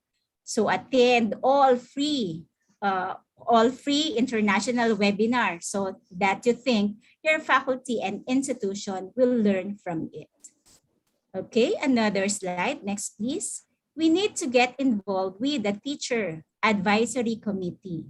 So how do we manage this advisory or the faculty members? So number 1, you do your research. So in this case, we need to invite participants to have a personal or institutional commitment to your organization or issue in their area.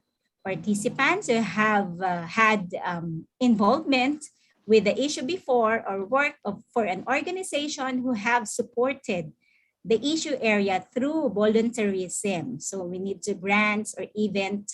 In the past, we have the warmest leads.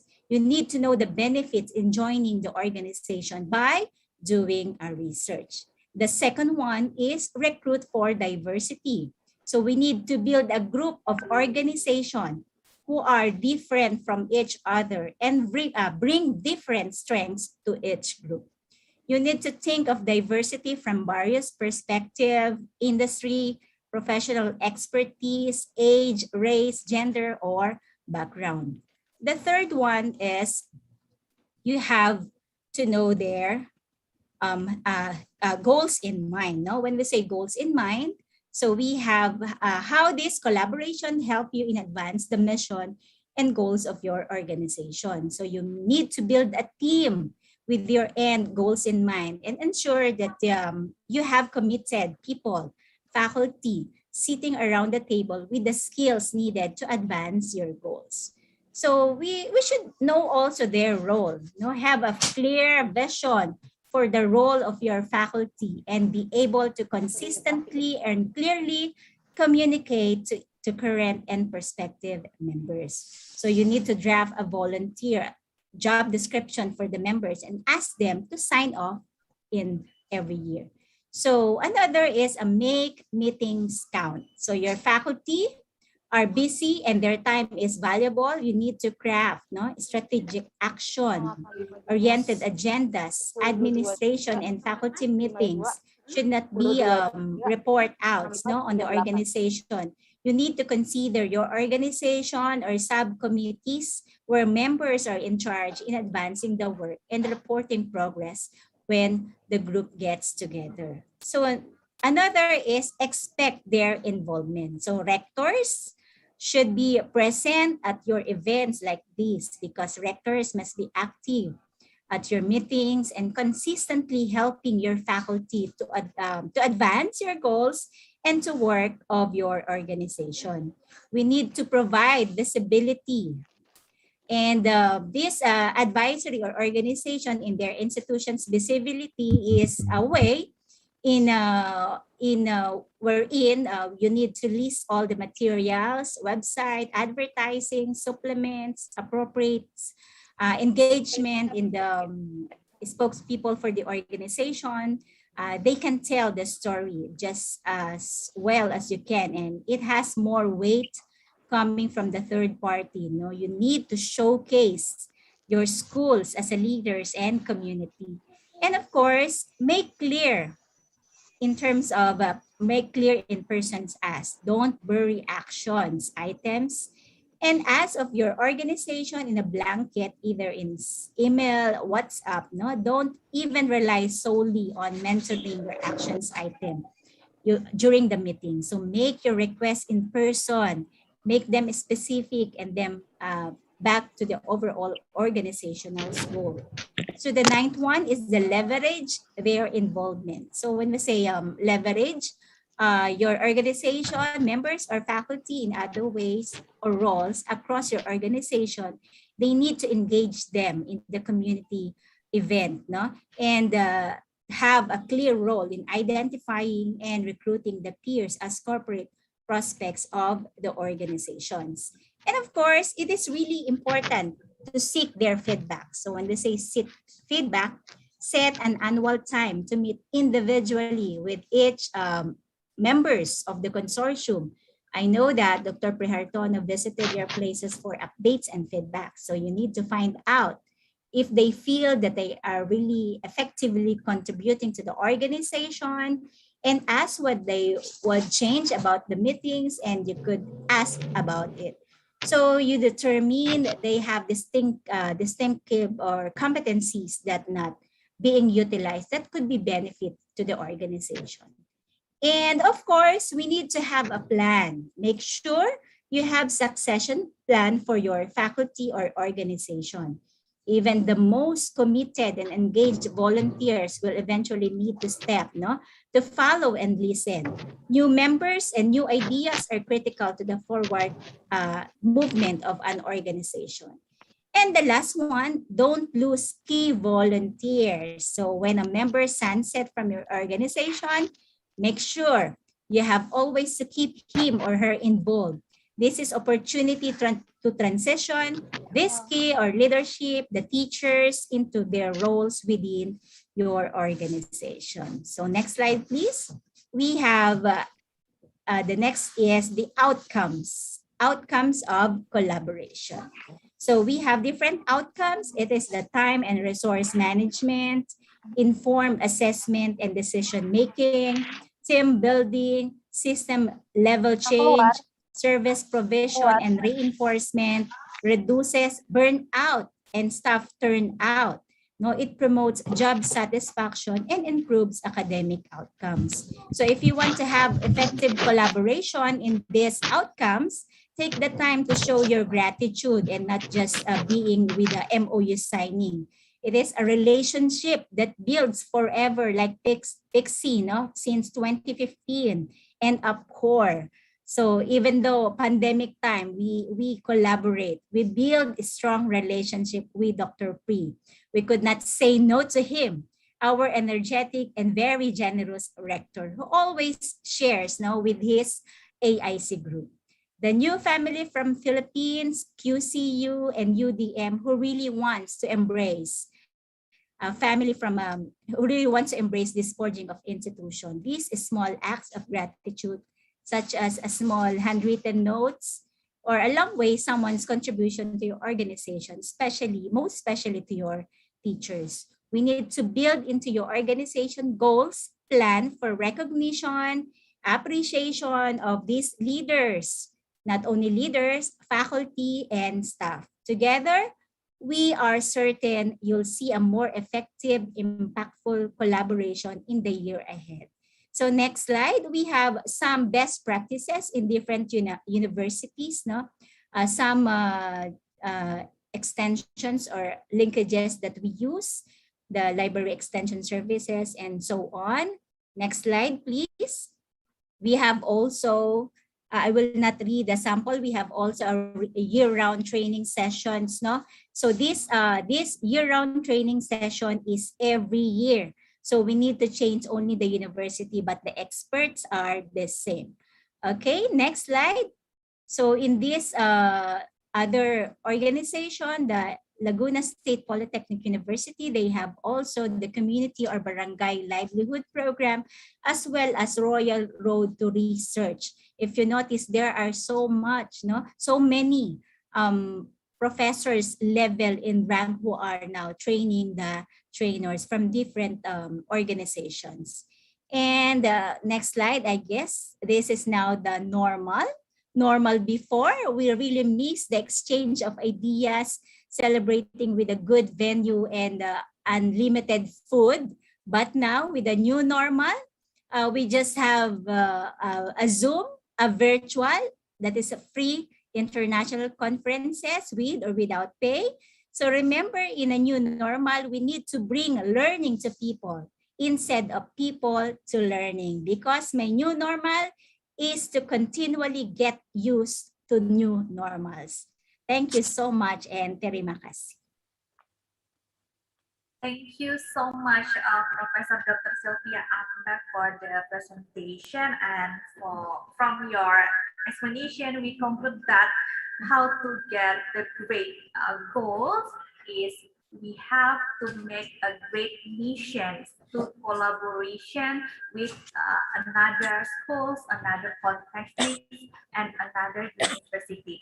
And that's the great statement that we have already heard, that teachers, lecturers are too busy to take over academic activity, too busy to teach, too busy to earn money. Because of the pandemic, we change our mindset to have stay and struggle. Thank you very much for the insight, Dr. Silvia Ambag. Thank you very much. And I would like to invite the participant to give your questions, and then I have already seen in the chat box, and then I would like to invite 3 speakers to join. Okay. Yeah, this is many questions for all the speakers, and then I would like to say hi to Ardi Bastian. Hello, good afternoon. I'm Bastian from Strada Indonesia Institute of Health, Kediri, East Java.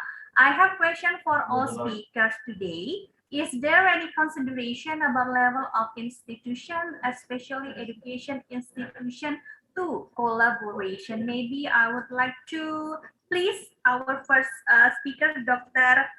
Theresita.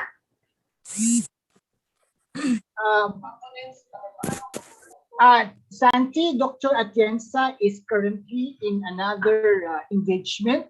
Okay. We can ask her. Okay, maybe one of you can answer this question, Prof. Don, Dr. Sheryl, or Dr. Ambag, please. Yeah, again, what is the question? The question is there any considerations about level of institutions, especially education institution, to collaboration? Thank you, Santi. Let me answer that on the part of the APCORE. There's no particular level of institutions, academic institution that APCORE is accepting, whether you are offering, as long as it is an academic institution or research institution or professional organization for that matter, regardless of the level of academic offerings that you have, like whether it is elementary, basic education, college, technical, vocational education, you are all welcome, because we provide provide services and programs, in all levels of education. Okay, all levels of education. Dr. Sheryl, please, any comments? Yeah, I agree with the previous for the thing that Dr. Don mentioned. Hold on,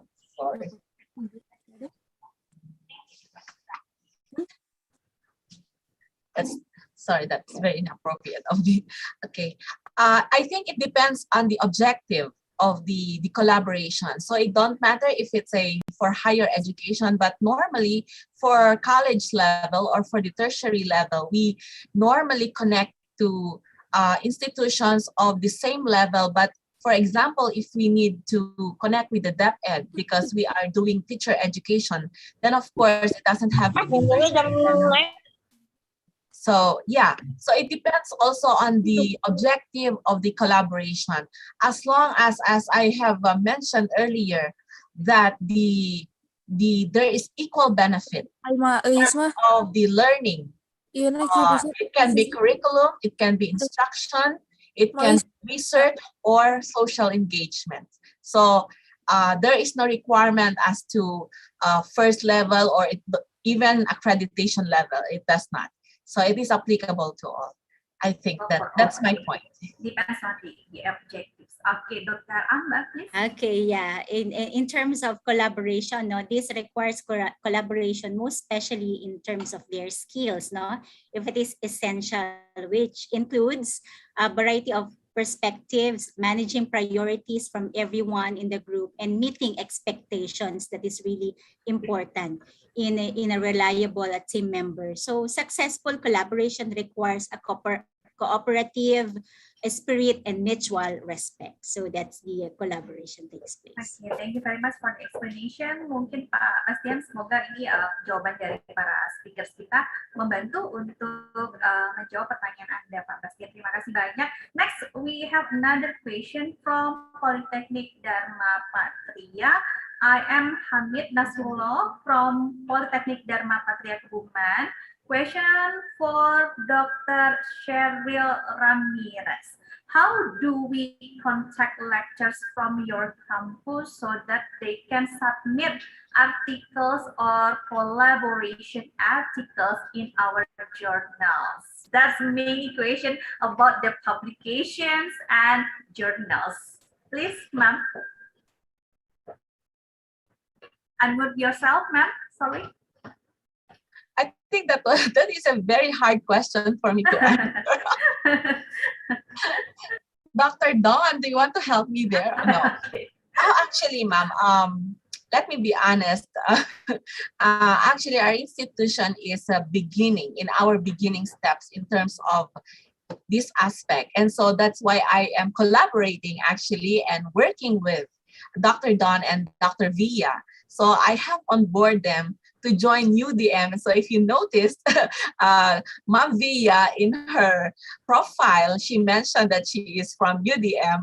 So I'm really working with them. But I think in terms of in the publication, we are still in the beginning stages. So yeah, but not, but Ma'am, I think we are now in the beginning talks of like opening, and once we start that, we will be opening our call for papers for international. So there will be an opportunity, but it's not in the near future. I think it would be next year.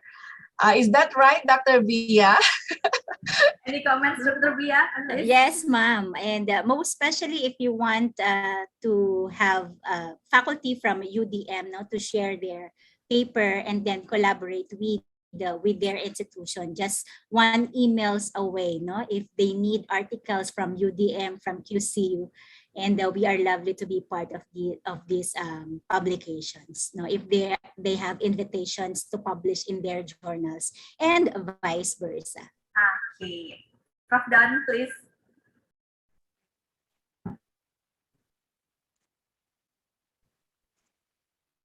Prof. Don, unmute yourself, please. Yeah. Okay. What we can do from APCORE is to share the information, from your school. If you need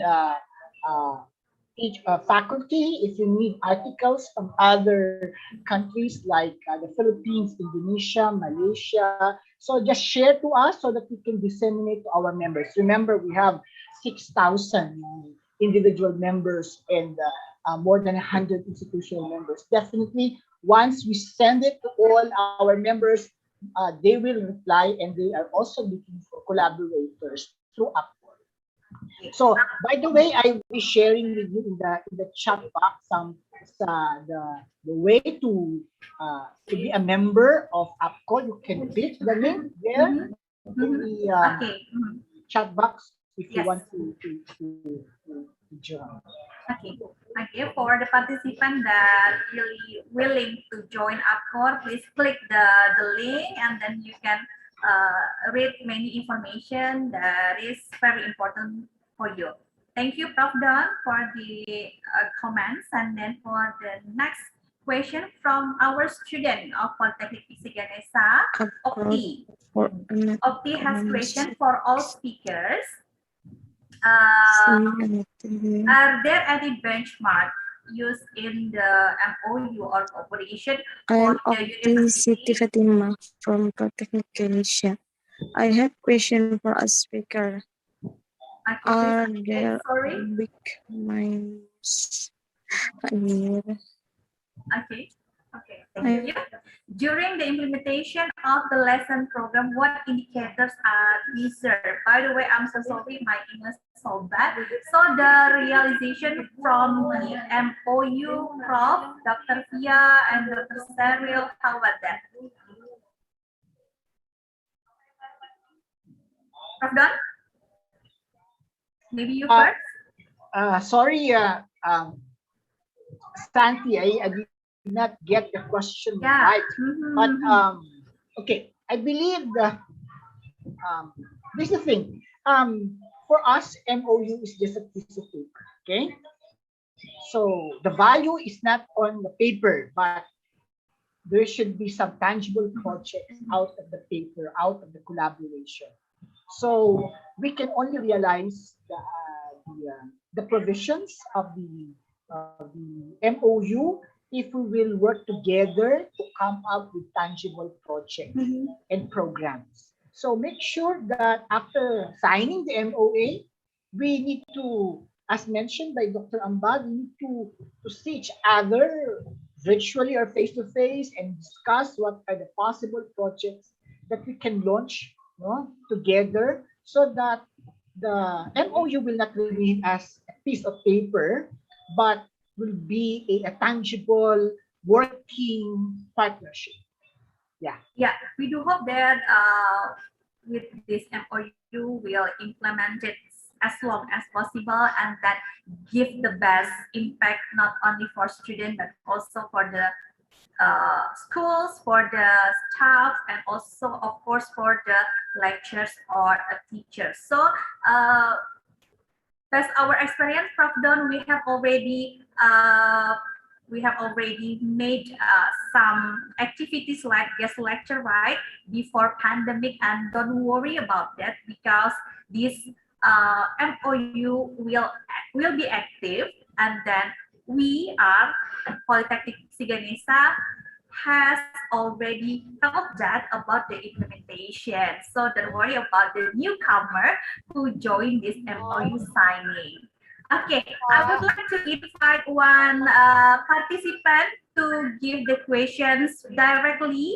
Please raise your hands. Is there any participant that would like to give the questions directly to all the speakers? Is there any questions?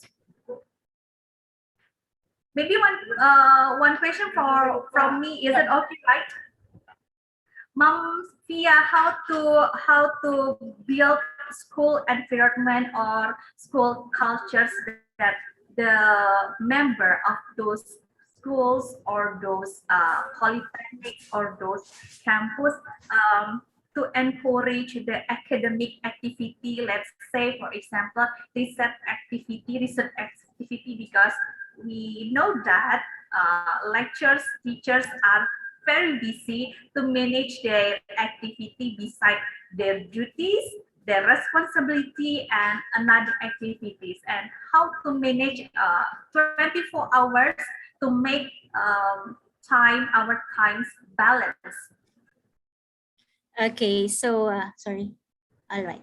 So when we say that is really a problem by the teachers nowadays. No, we need it's really hard to convince them to create a research, because some of the young ones or senior faculty members, they mentioned that they just here to teach the students and not in a research endeavor. But we need to convince them by mentoring and coaching programs. So we need to train them and be part of the young ones. So meaning the young faculty members who are really engaged in the research. So after partnering, you need to boost their morality, that they are good in results and discussion process, and you need to invite them not to present their paper internationally. and not placing their paper in the shelves or in the hardbound, but also to have a publication. So it is really important to all faculty members that your name is really Googleable, no? Googleable in a sense, not the Facebook pictures on it, but we will find your name because you have so many researches published international. And with the help of the institution, we need to create a guidelines for paper presentations to help our faculty members give a simple allowance or a token of appreciation if they have publications. They need to check what are the rules and requirements of these faculty members so that they could really engage into a research. Okay. Thank you. Okay.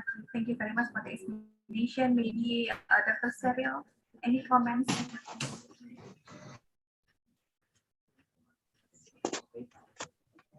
Yeah, I really agree with what Dr. Villa mentioned, because we really need to incentivize our faculty members so that they get motivated. So it don't matter, even students, we need to engage them.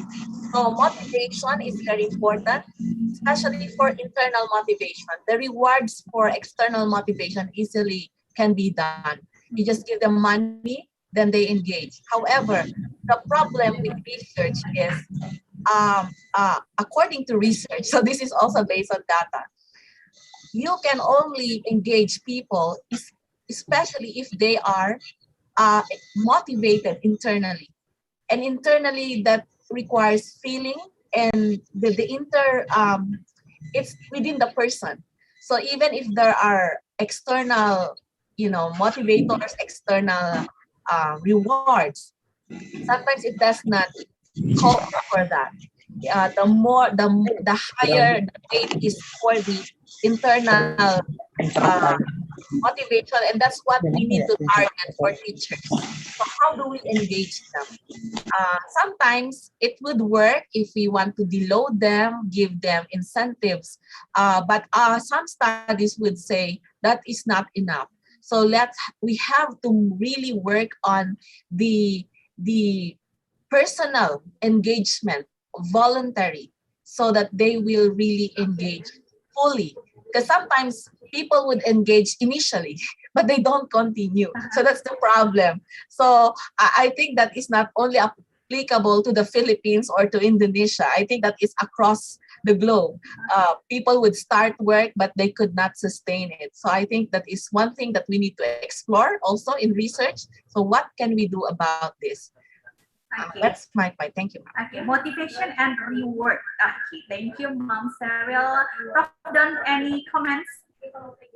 Yeah, thank you. I totally agree with what Dr. Ramirez and Dr. Ambag mentioned. Incentive is one motivation for and mentoring, as mentioned by Dr. Ambag.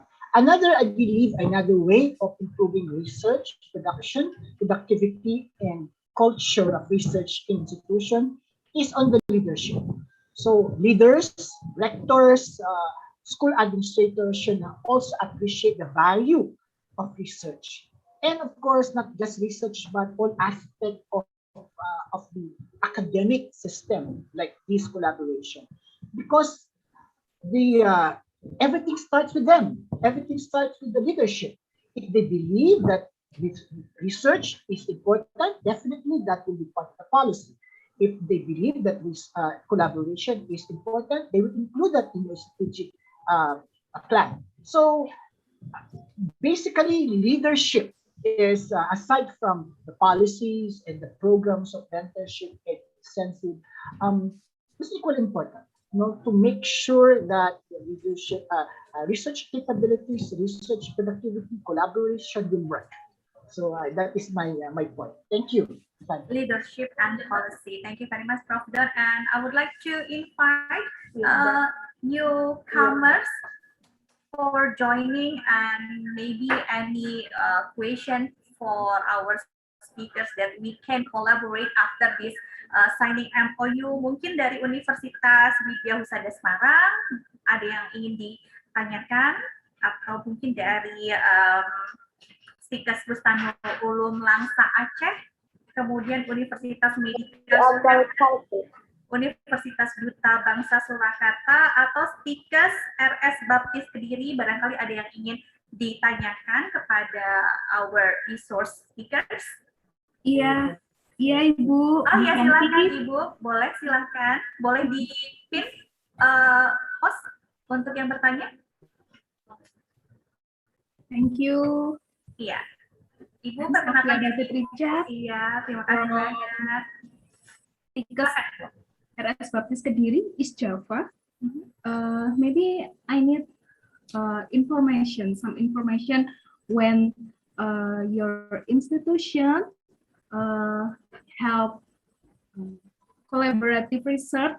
Maybe you can share your experience how to improve collaborative research in for your institution, for our institution, because in the different country, maybe we have some different culture, but we can join research or collaborative research. Maybe you have experience in collaborative research with other country, so we can prepare what can we do to collaborative research. Thank you. Terima kasih Ibu. Prof. Don, your answer please. Thank you, Santi. Thank you. Thank you for the question.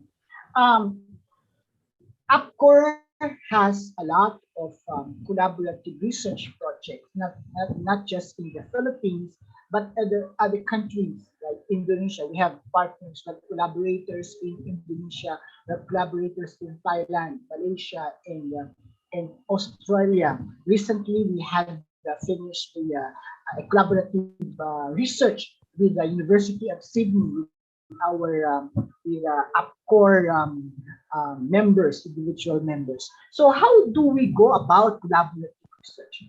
Actually, institutions, higher education institutions, the agent of collaborations are teachers or faculty. They're the ones bringing collaborators in the university.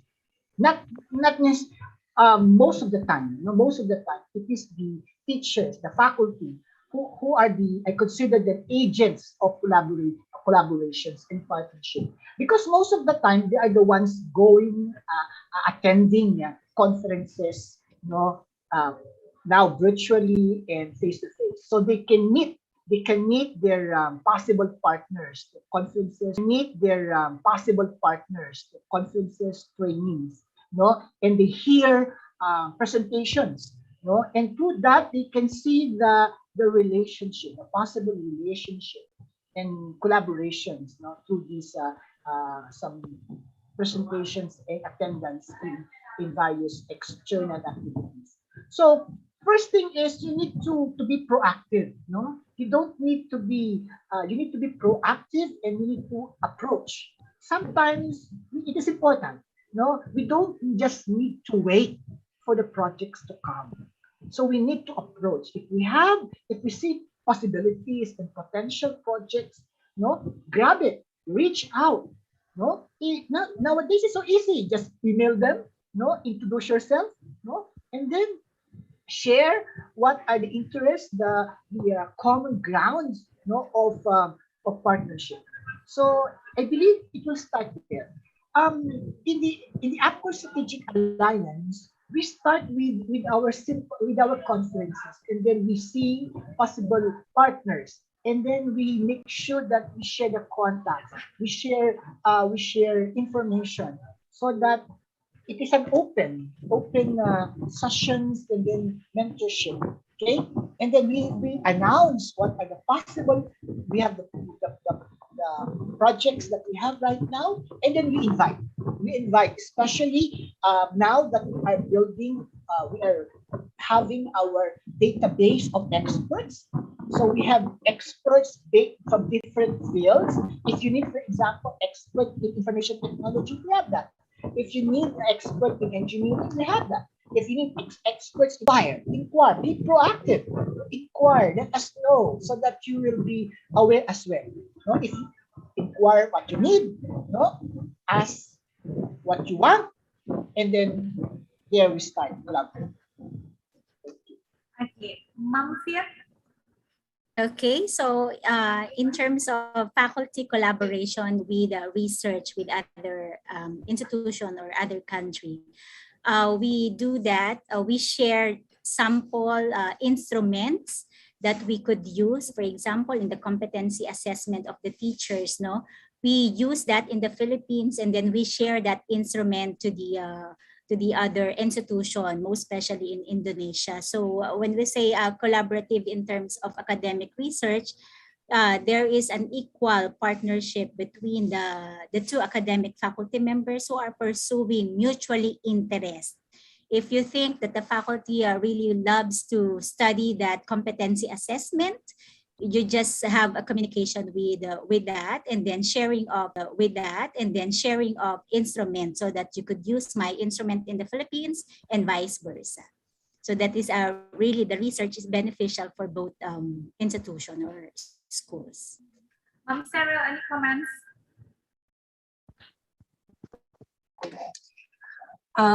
Well, I will not be sharing in terms of institutional, because as I said earlier, we are still on our beginning steps in that. But would like to share how I was able that we are doing now with another from Saudi Arabia, and there's one in another country. So I was just involved there because the thing that Dr. Don mentioned earlier on attending conferences would really help. So that is my mode.